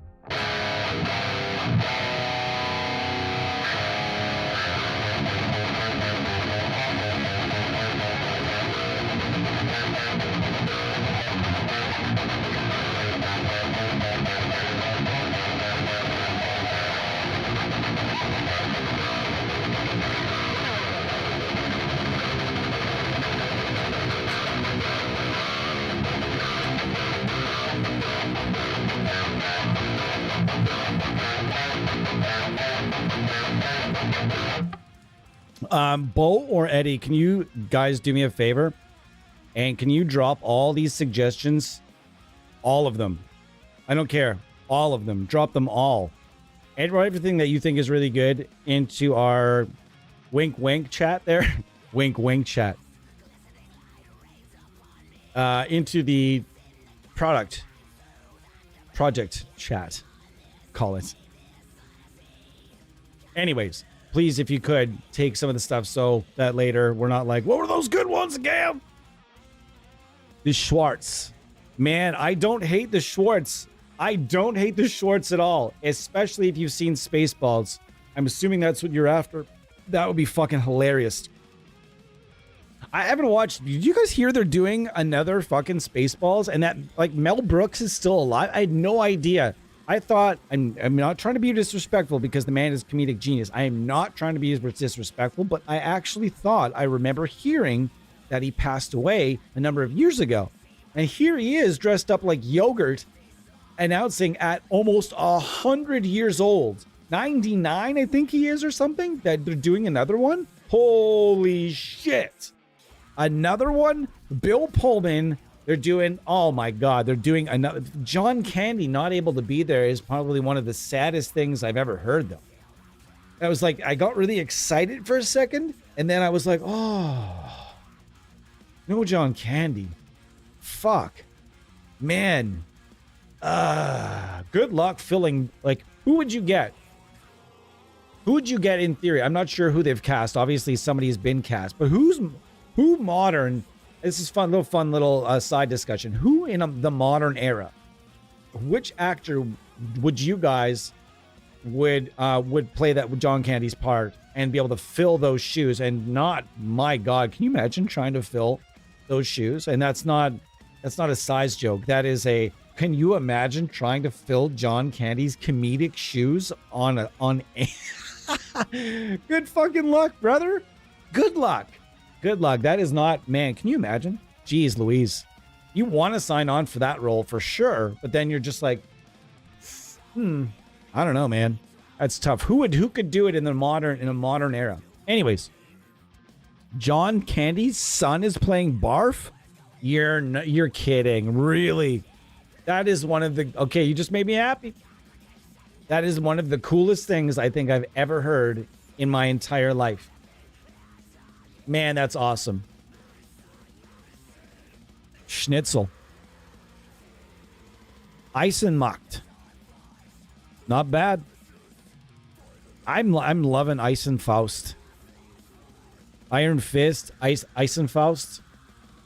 Now, we also have to cross-reference Eisenfaust to the just to make sure, because in this case, you know, we're treading any powerful German words may or may not have been names for possible weapons, possible operations, possible this, possible that, possible this. And if you connect anything to the N-word whatsoever, even by a hair, you just know that there's that one person that's going to make that connection and be like, bah!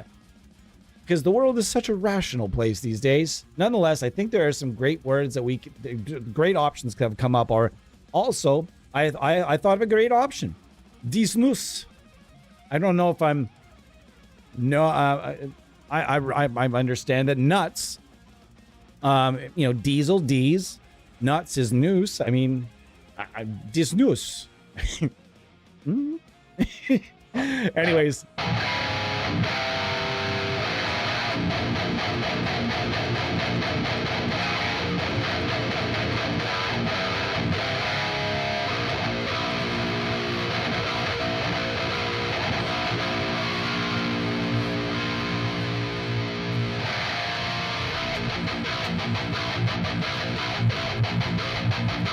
One thing I love doing is using a bunch of mids, and if there's a mid-cut feature, using a mid-cut feature. If there's a mid-cut feature, maybe using the mid-cut feature with the mids way up. A lot of people make the mistake of turning your mids down and then using a mid-cut feature, and then I don't know if it's going to it'll create a really deep scoop maybe, but what I like to do is turn the mids up a bit and then use that mid-cutting or mid-scooping feature that if it exists on particular amps. There's lots of amps that have that shape switch or a mid-cut switch of some sort, or a notch switch as like the Framus, where you can get that more of a scooped sound, and it still has, it's weird because it's sounding scooped, but it still gives you the option, it's still giving you that nice mop of the mids.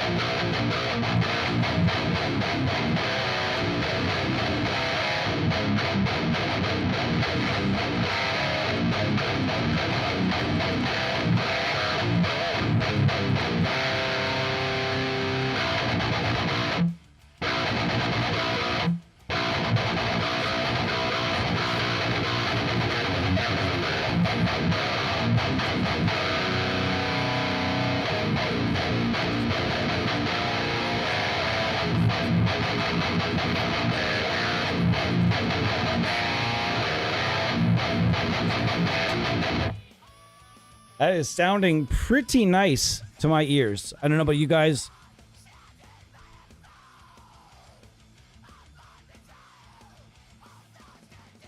I was going to suggest TJ Miller. If that role wasn't cast yet, that was one of the people I was going to say. TJ Miller, he's a big guy.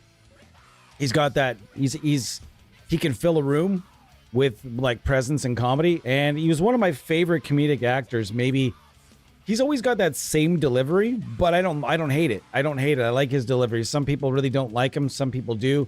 I was always really bummed out that he left Silicon Valley. One of my, if not my favorite show, comedy sitcom type style show of all time. If you've never seen it, actually, a lot of it actually kind of can apply to the amp sim industry, being that it's all very software based. It's about just like a small startup kind of company, and just the things that they go through over time, and all the ways that they fuck their company up over time. And I can imagine in behind the scenes that, I know behind the scenes in some situations where it very much is like that show. So if you've ever seen it, if you've never seen it, rather, you should probably watch it. It's on HBO.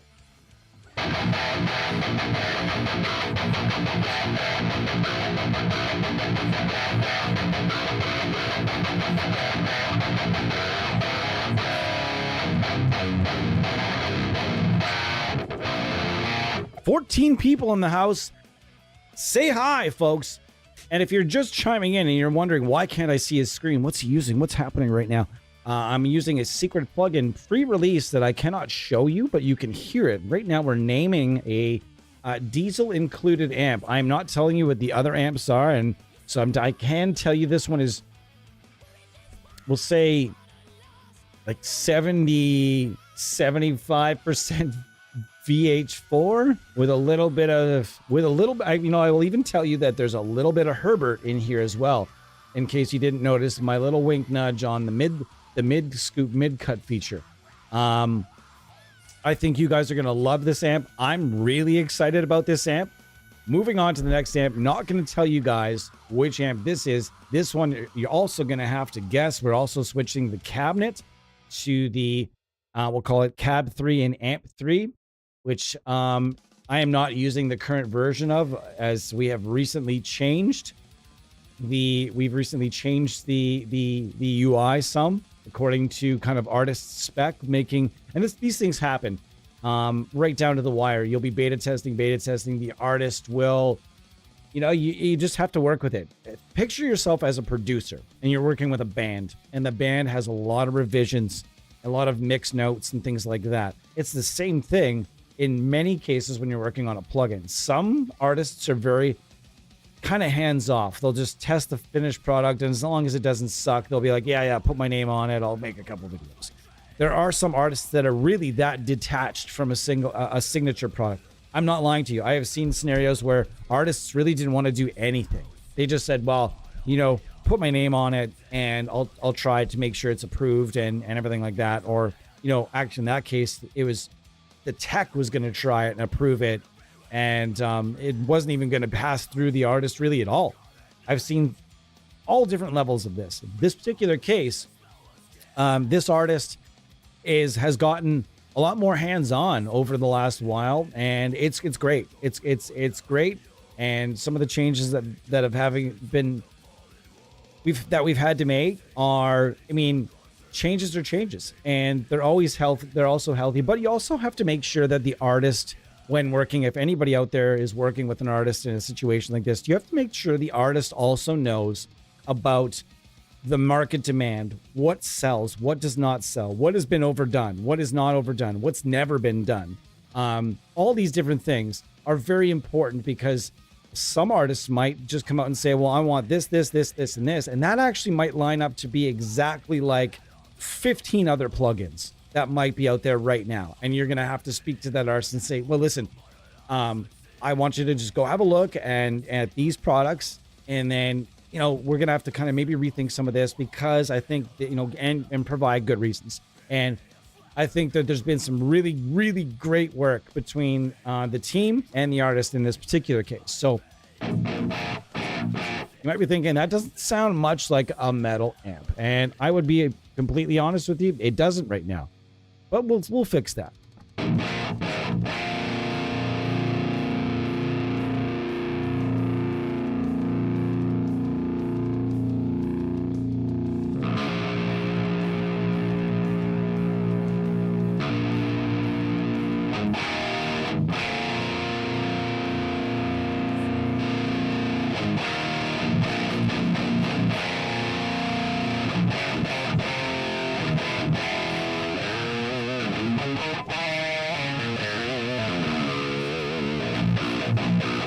This amp is probably going to handle a lot of solos for a lot of different people, but we'll see. Whoa, forgot there was a bit of a bump there. Map. Yeah.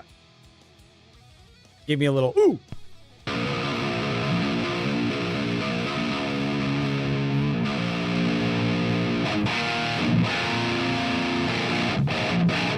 You're going to have to guess this one as well. The Autobahn. Not bad.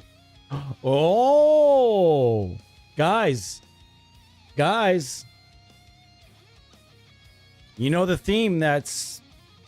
I'm speaking to Bo and Eddie right now. You know that how that maybe potentially works with that theme there. Not a terrible option. Well, I'm not.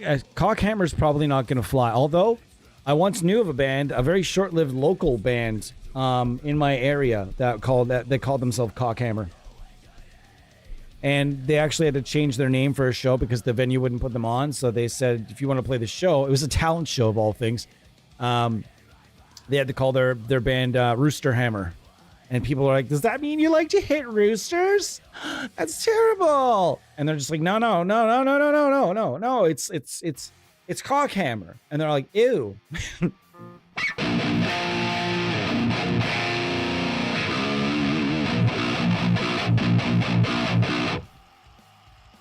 Wow, wow.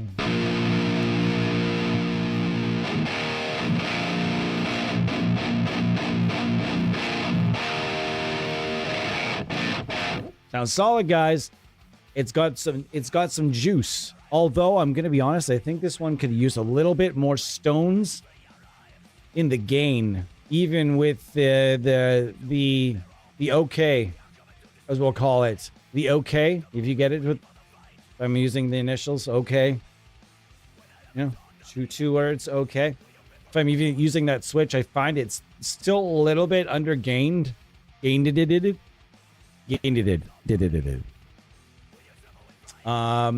I think that the bright still doesn't have that Shabayos, that Friedman-esque bright. You turn the bright on and you hear that sizzle come up a bit more. Got to be there. As I'm doing some testing here as well, or making comments, notes. And now this isn't gonna sound.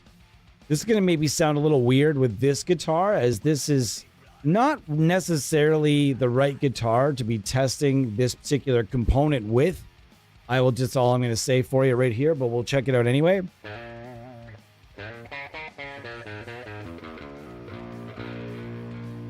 All right.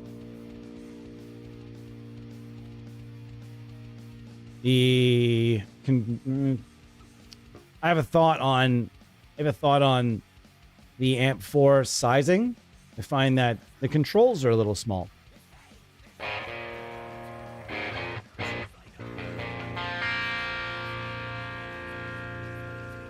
All right.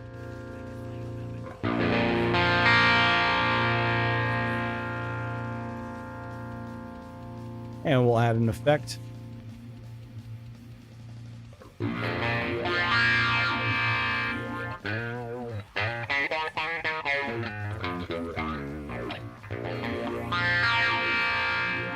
I am going to be doing a Telecaster LED stream shortly, probably in the next couple of days, before I go back to work anyways. So when I do that, we'll probably have to break out the clean channel of this thing, because this guitar, this pickup, and this tuning are not really what I would say are doing the job thoroughly on this particular amp right now. So you guys, we're going to go back to amp 1, and I'm just going to fart around with a couple of different cabinets here, a couple of different settings. And then we'll see where nobody. I will tell you, we're going to give you a hint now. The first amp, and you guys can do what you will with this, and I think it's a pretty cheeky, solid name. The name of the first amp is Cobalt.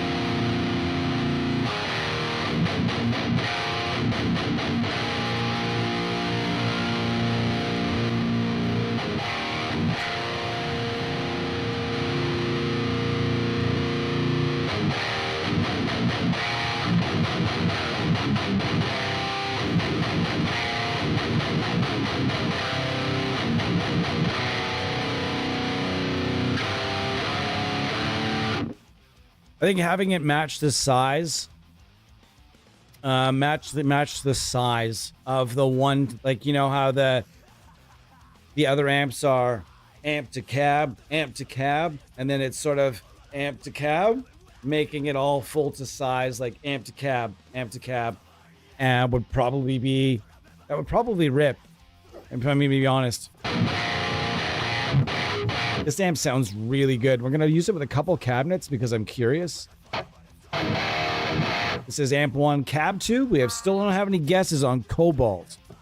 It is not a... This sound like a Jubilee to you? Come on, Ronnie. I did say Frankenamp, so could it be a Jubilee with a shitload more gain?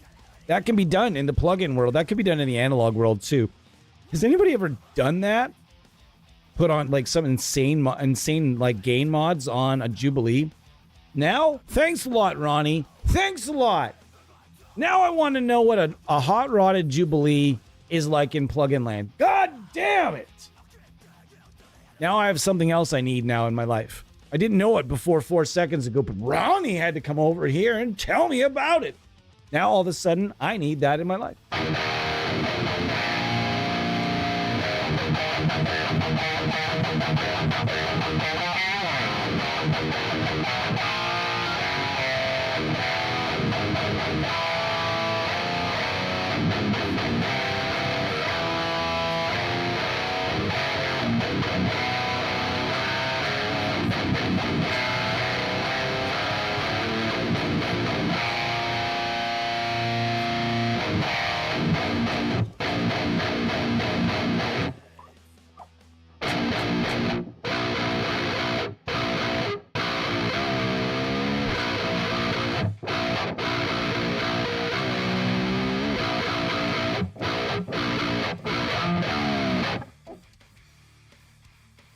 Dan Gow, I knew you'd know this.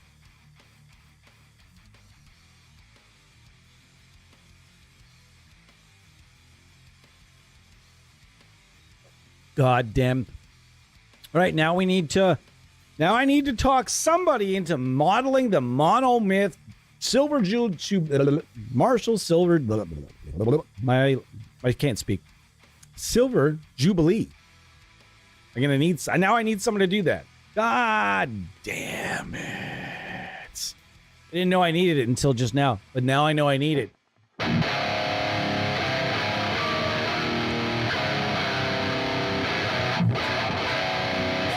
Bo, would you say that something like that would fall under... Man, you guys are going to love this vague shit that I'm about to say.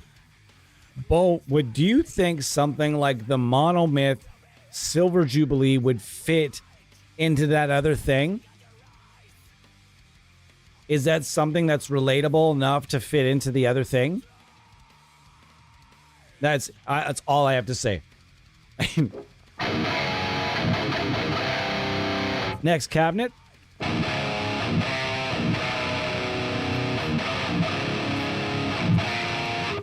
It seems like this cab got darker. I wasn't ready for that.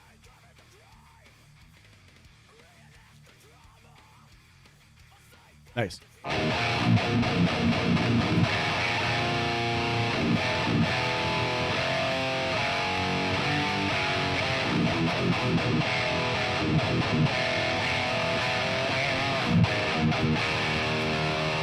Thanks, Ann.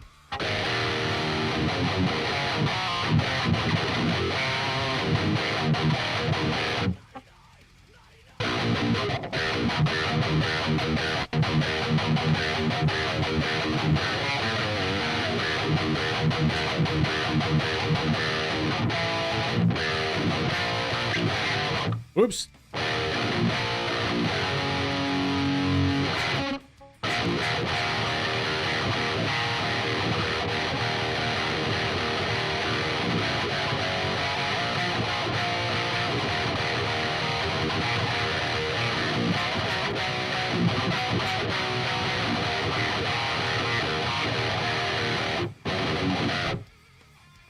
Man, like I listen to like the tone, and then I go to the then I go to the amp, and then I go to the tone, and then I go to the amp, and I go to the tone. I'm like, the album, I mean. That poor lady. Oh, look, she's walking in the rain. Oh, she's only walking to her car. Never mind. I don't feel bad for you anymore. See what we got here. What was the guess? I didn't see it. Great Blue Voodoo. Jesus. God damn it. Now he just reminded me of a sick, absolutely sick capture for Nam, Nam capture for a blue voodoo that I have, and how that gave me the God.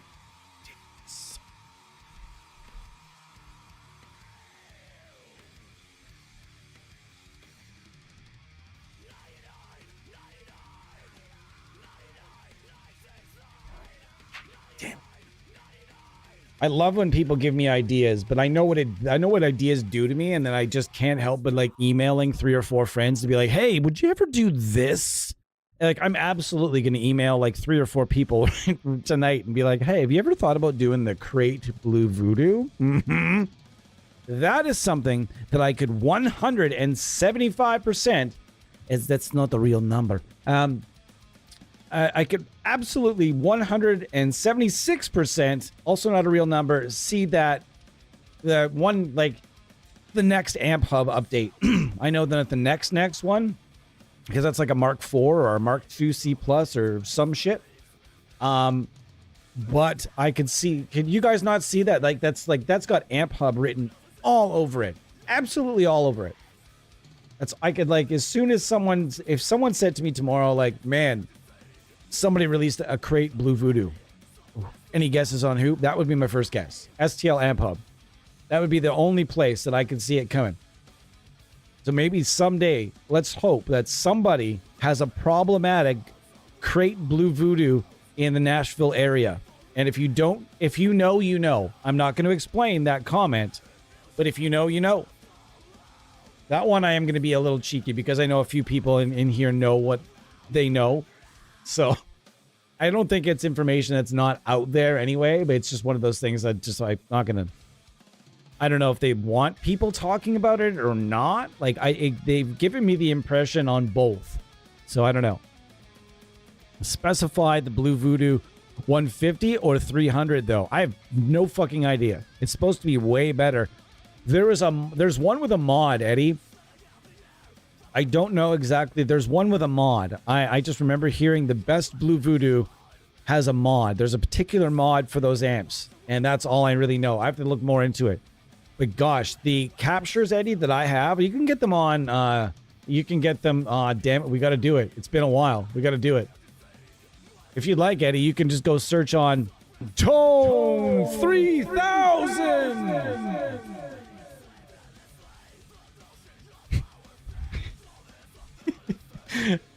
You want to go on that website and you'll probably find the crate blue voodoo on there. I just remember getting in some random pack when I first got into going on Tone Hunt, which should have stayed Tone Hunt.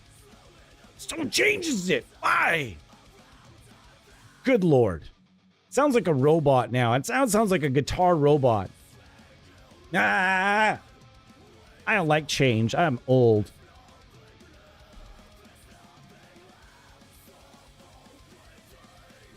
A Marshall Mode 4. Okay. That is not one that I've seen requested a whole shitload of times.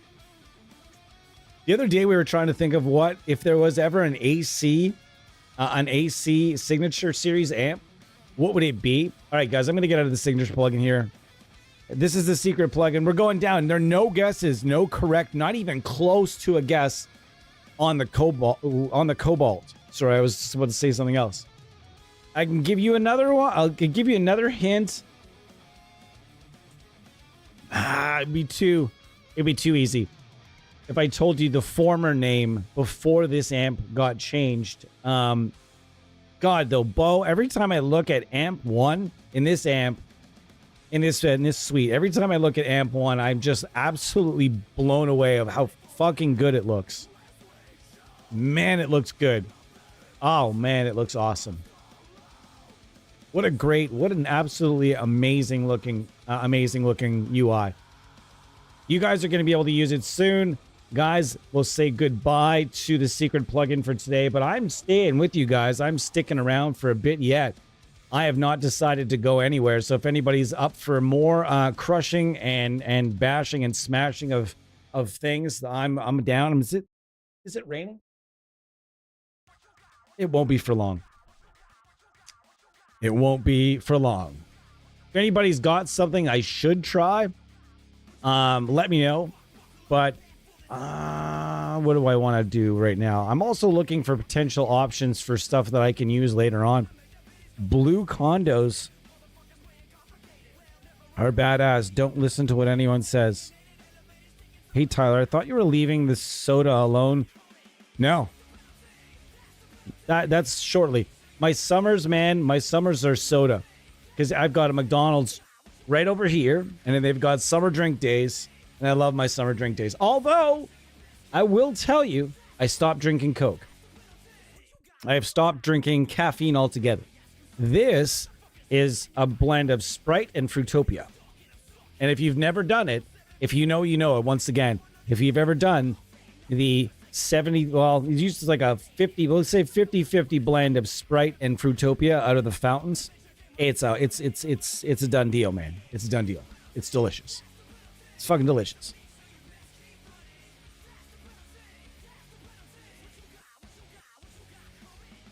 I do.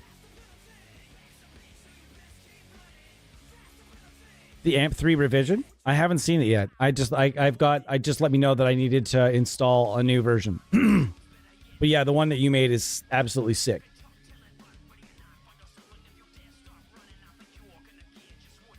Yeah, you know what? Let's do it. Let's find those blue voodoos.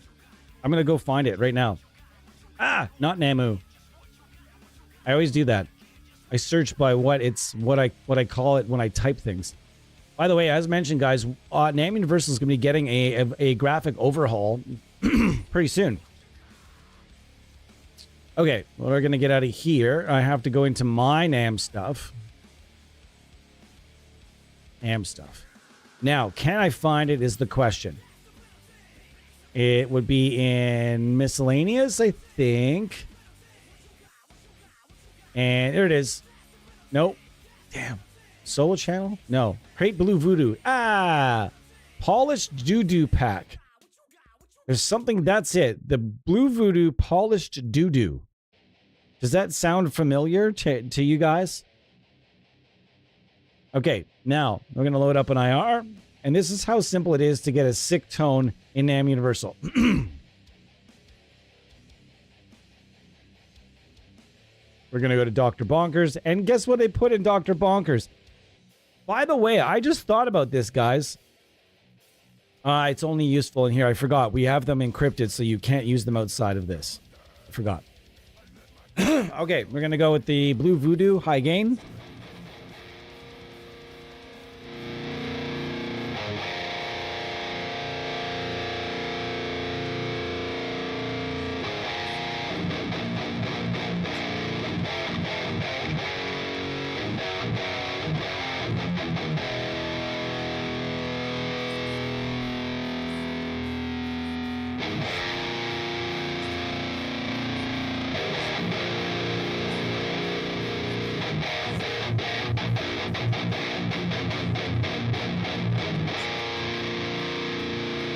Sounds pretty good.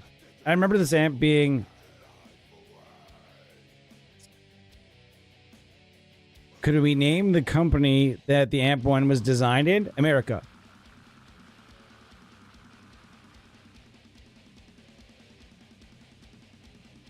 America.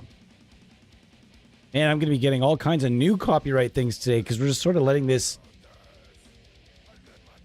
We're sort of just letting this thing go.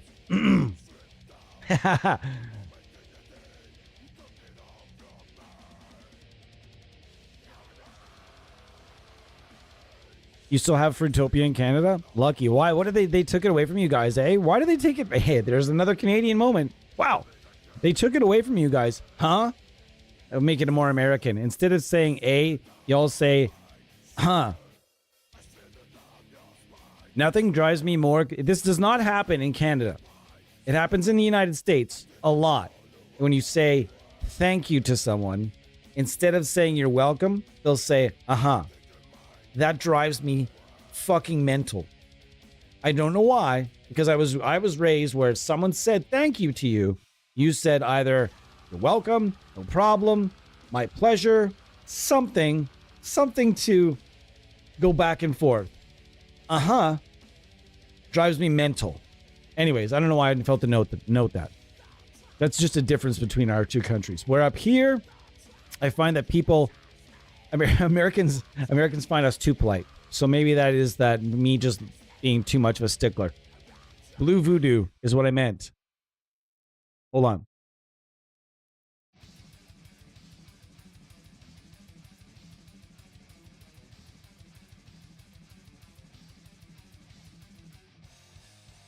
Anyways, guys, 12 people in here. How are you folks? I was using the wonderful Nutcracker. We're just winding up the stream for the last few minutes here.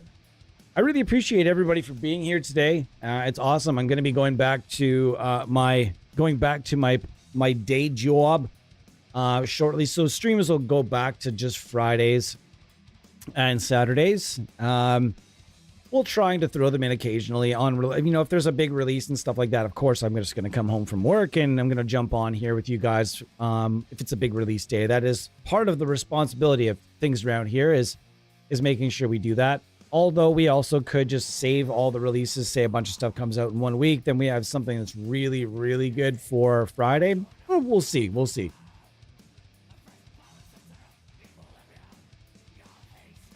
Not all Americans. I've actually met. We're really close to states like the Dakotas and Minnesota and Wisconsin. We're really close to those states, and man, I have met so many people in those states that are just so nice, just wonderful people, kind. So it's definitely not all Americans. I find that when I get into large cities, things start to get a little weird, but. This coming Friday, we'll have a stream. Every Friday. I'm going to be on here every Friday, every Saturday for a couple hours. That's starting in September, though. We are approaching that, but it is the Labor Day long weekend coming up. I do have a lot of disc golf volunteering to do. We are finally, and for those of you that have been following along, we've been doing a lot of test flights. I'm trying to think of something I could just bring up here as we're sitting around. Oh, Jesus. Actually, you know what? I'll just keep using what I was using because I've already got it loaded up. Anyways. What would it sound like if I turn this on? Hold on.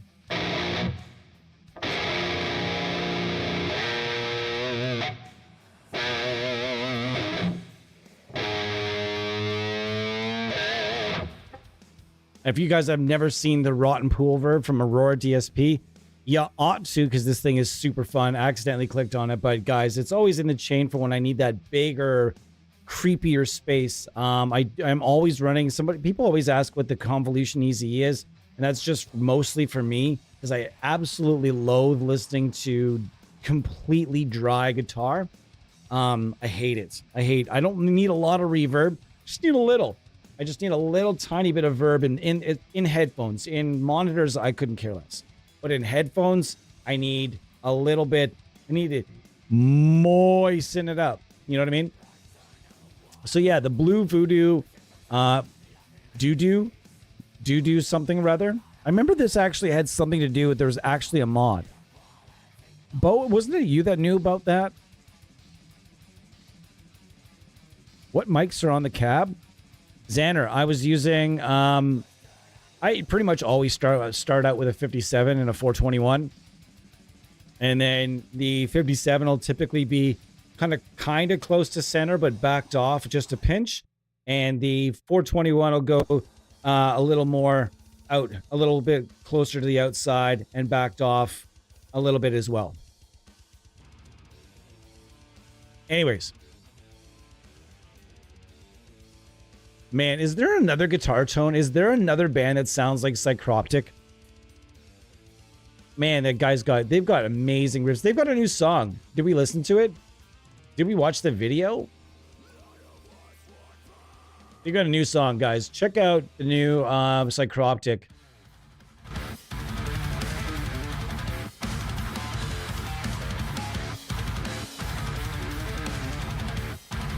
There's one riff in this song that is just stupid. It's coming, guys.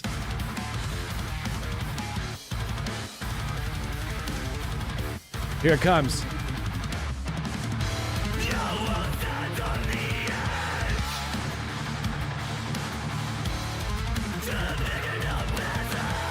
What? What a riff. Holy shit, what a riff. Fuck.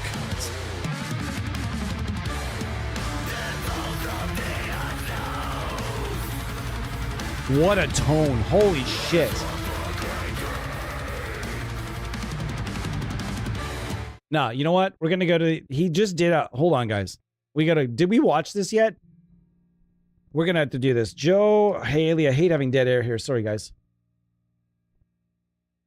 Here it is. Okay, guys. We're watching this together. Are we ready? This is gonna be loud, guys. So can you please just watch your ears? Because I turned up the volume on this the other day and I have no way of doing it. It's gonna splash out at you here. So give me a second. Quick, quick, quick. Ready? And go. Oh, it's not. All right, here we go, guys. We're gonna watch this together.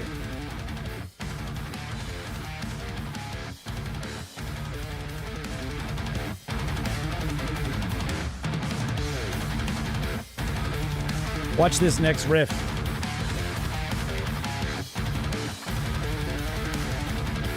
It's got a scallop up top there. His hand barely moves. Crazy. The riff is so sick. You see that scallop he's got right just in the higher and outs there, right here? That's weird, eh? Holy shit, I was talking over that last piece.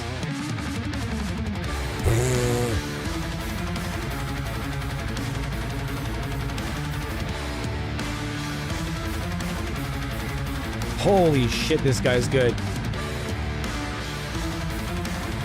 Psychroptic, and I know what he's using right now. Can you see it in the background there, guys? You see that? See what he's using there for tone? This is a tri-axis.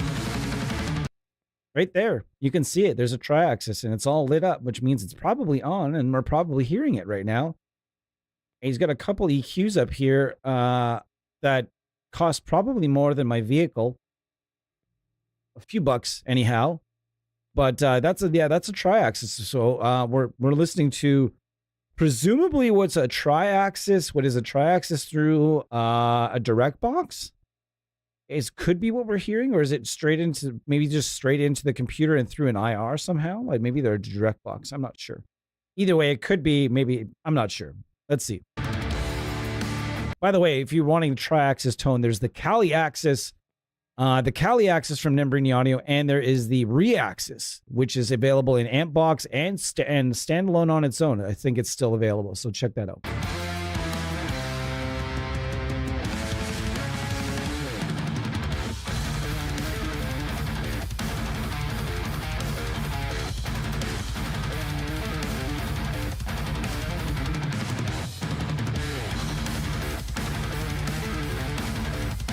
Ridiculous.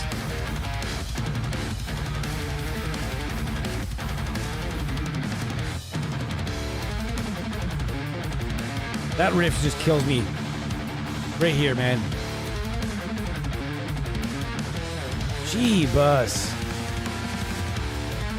Must be fucking nice. Dude has like played his heart out in practice his whole life. He knows what's up. Then you put vocals in. And it's still sad. It's a sick song. All right, guys. I am getting ready to get on out of here. It's been a slice today. It has been fun. What did we figure out today? We did a lot of talking today, but Nutcracker is still cracks nuts. It still cracks nuts. It's still doing the whole Jean-Claude Van Damme splits and shots to the nuts. As Luca told me, it may or may not have been named after. I couldn't be more excited about how well that Polychrome DSP is doing now. I will admit, the McCrocklin suite wasn't fully up my alley. It had great cleans, it had stellar lead tones, but beyond that, it wasn't really my thing. And then came more, Nunchuck, and then Nutcracker, and then Lumos came out.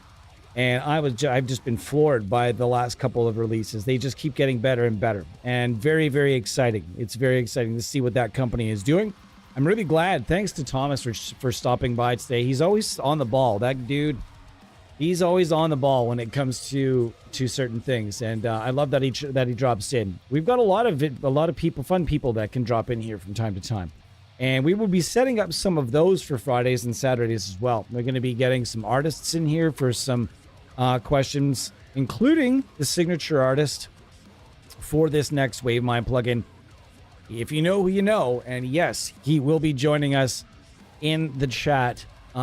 Yes, the man himself will be joining us in the chat at some time around release. So very, very excited about that.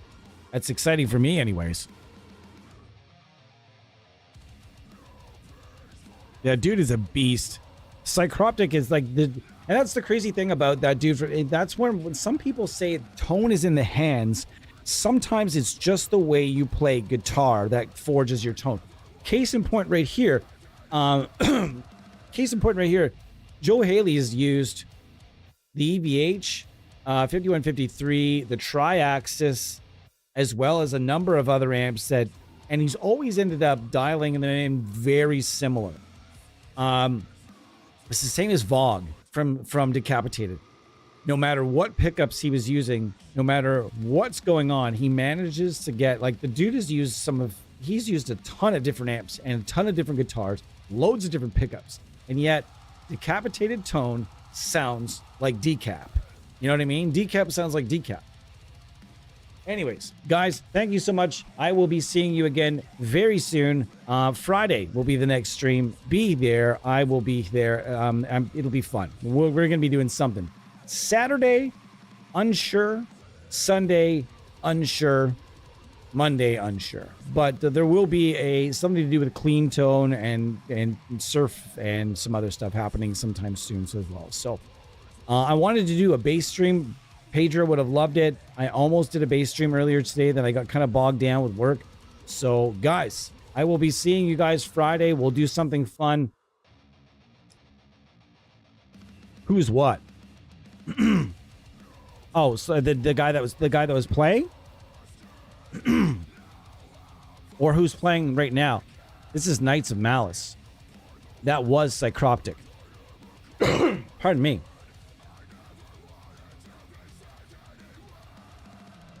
All right. I cannot wait for the next stream. It should be fun. The secret plugin is getting very close to release. There's still some minor little snooches and booches that have got to happen before things come out. But, man, I could not be more excited about it. Really, the best blues solo you ever heard was played on a 5150. A 5153? Because that's got a Fender-designed clean tone in it. And that wouldn't surprise me at all. Because the clean tone that's inside of 5153 is legit. Oh, man. You always got to stop for this, man. If you don't stop for Clowncore, what are you going to stop for?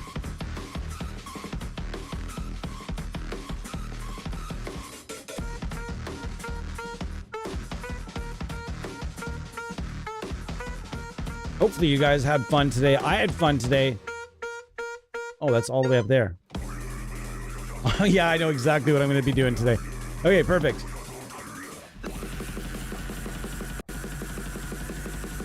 All right, guys. What's also a baritone scale? Oh, well, it's the fan fret. Yeah, it is baritone scale, you're right. But they're not tuned in a real low tuning, though. They're only tuned in D, which is strange, right? Because he's using the fan fret with D tuning. Very interesting. All right, guys. Thank you so much. And I'm going to put on a song on my way out. And if you know this song and you're here next stream, you can tell me what the song... Actually, you know what? Email me. No, you have to be here next stream. Be here next stream and tell me what the song is from. And that'll be this. If you do that, you'll win a prize, okay? That's all we got to do. See you later, guys.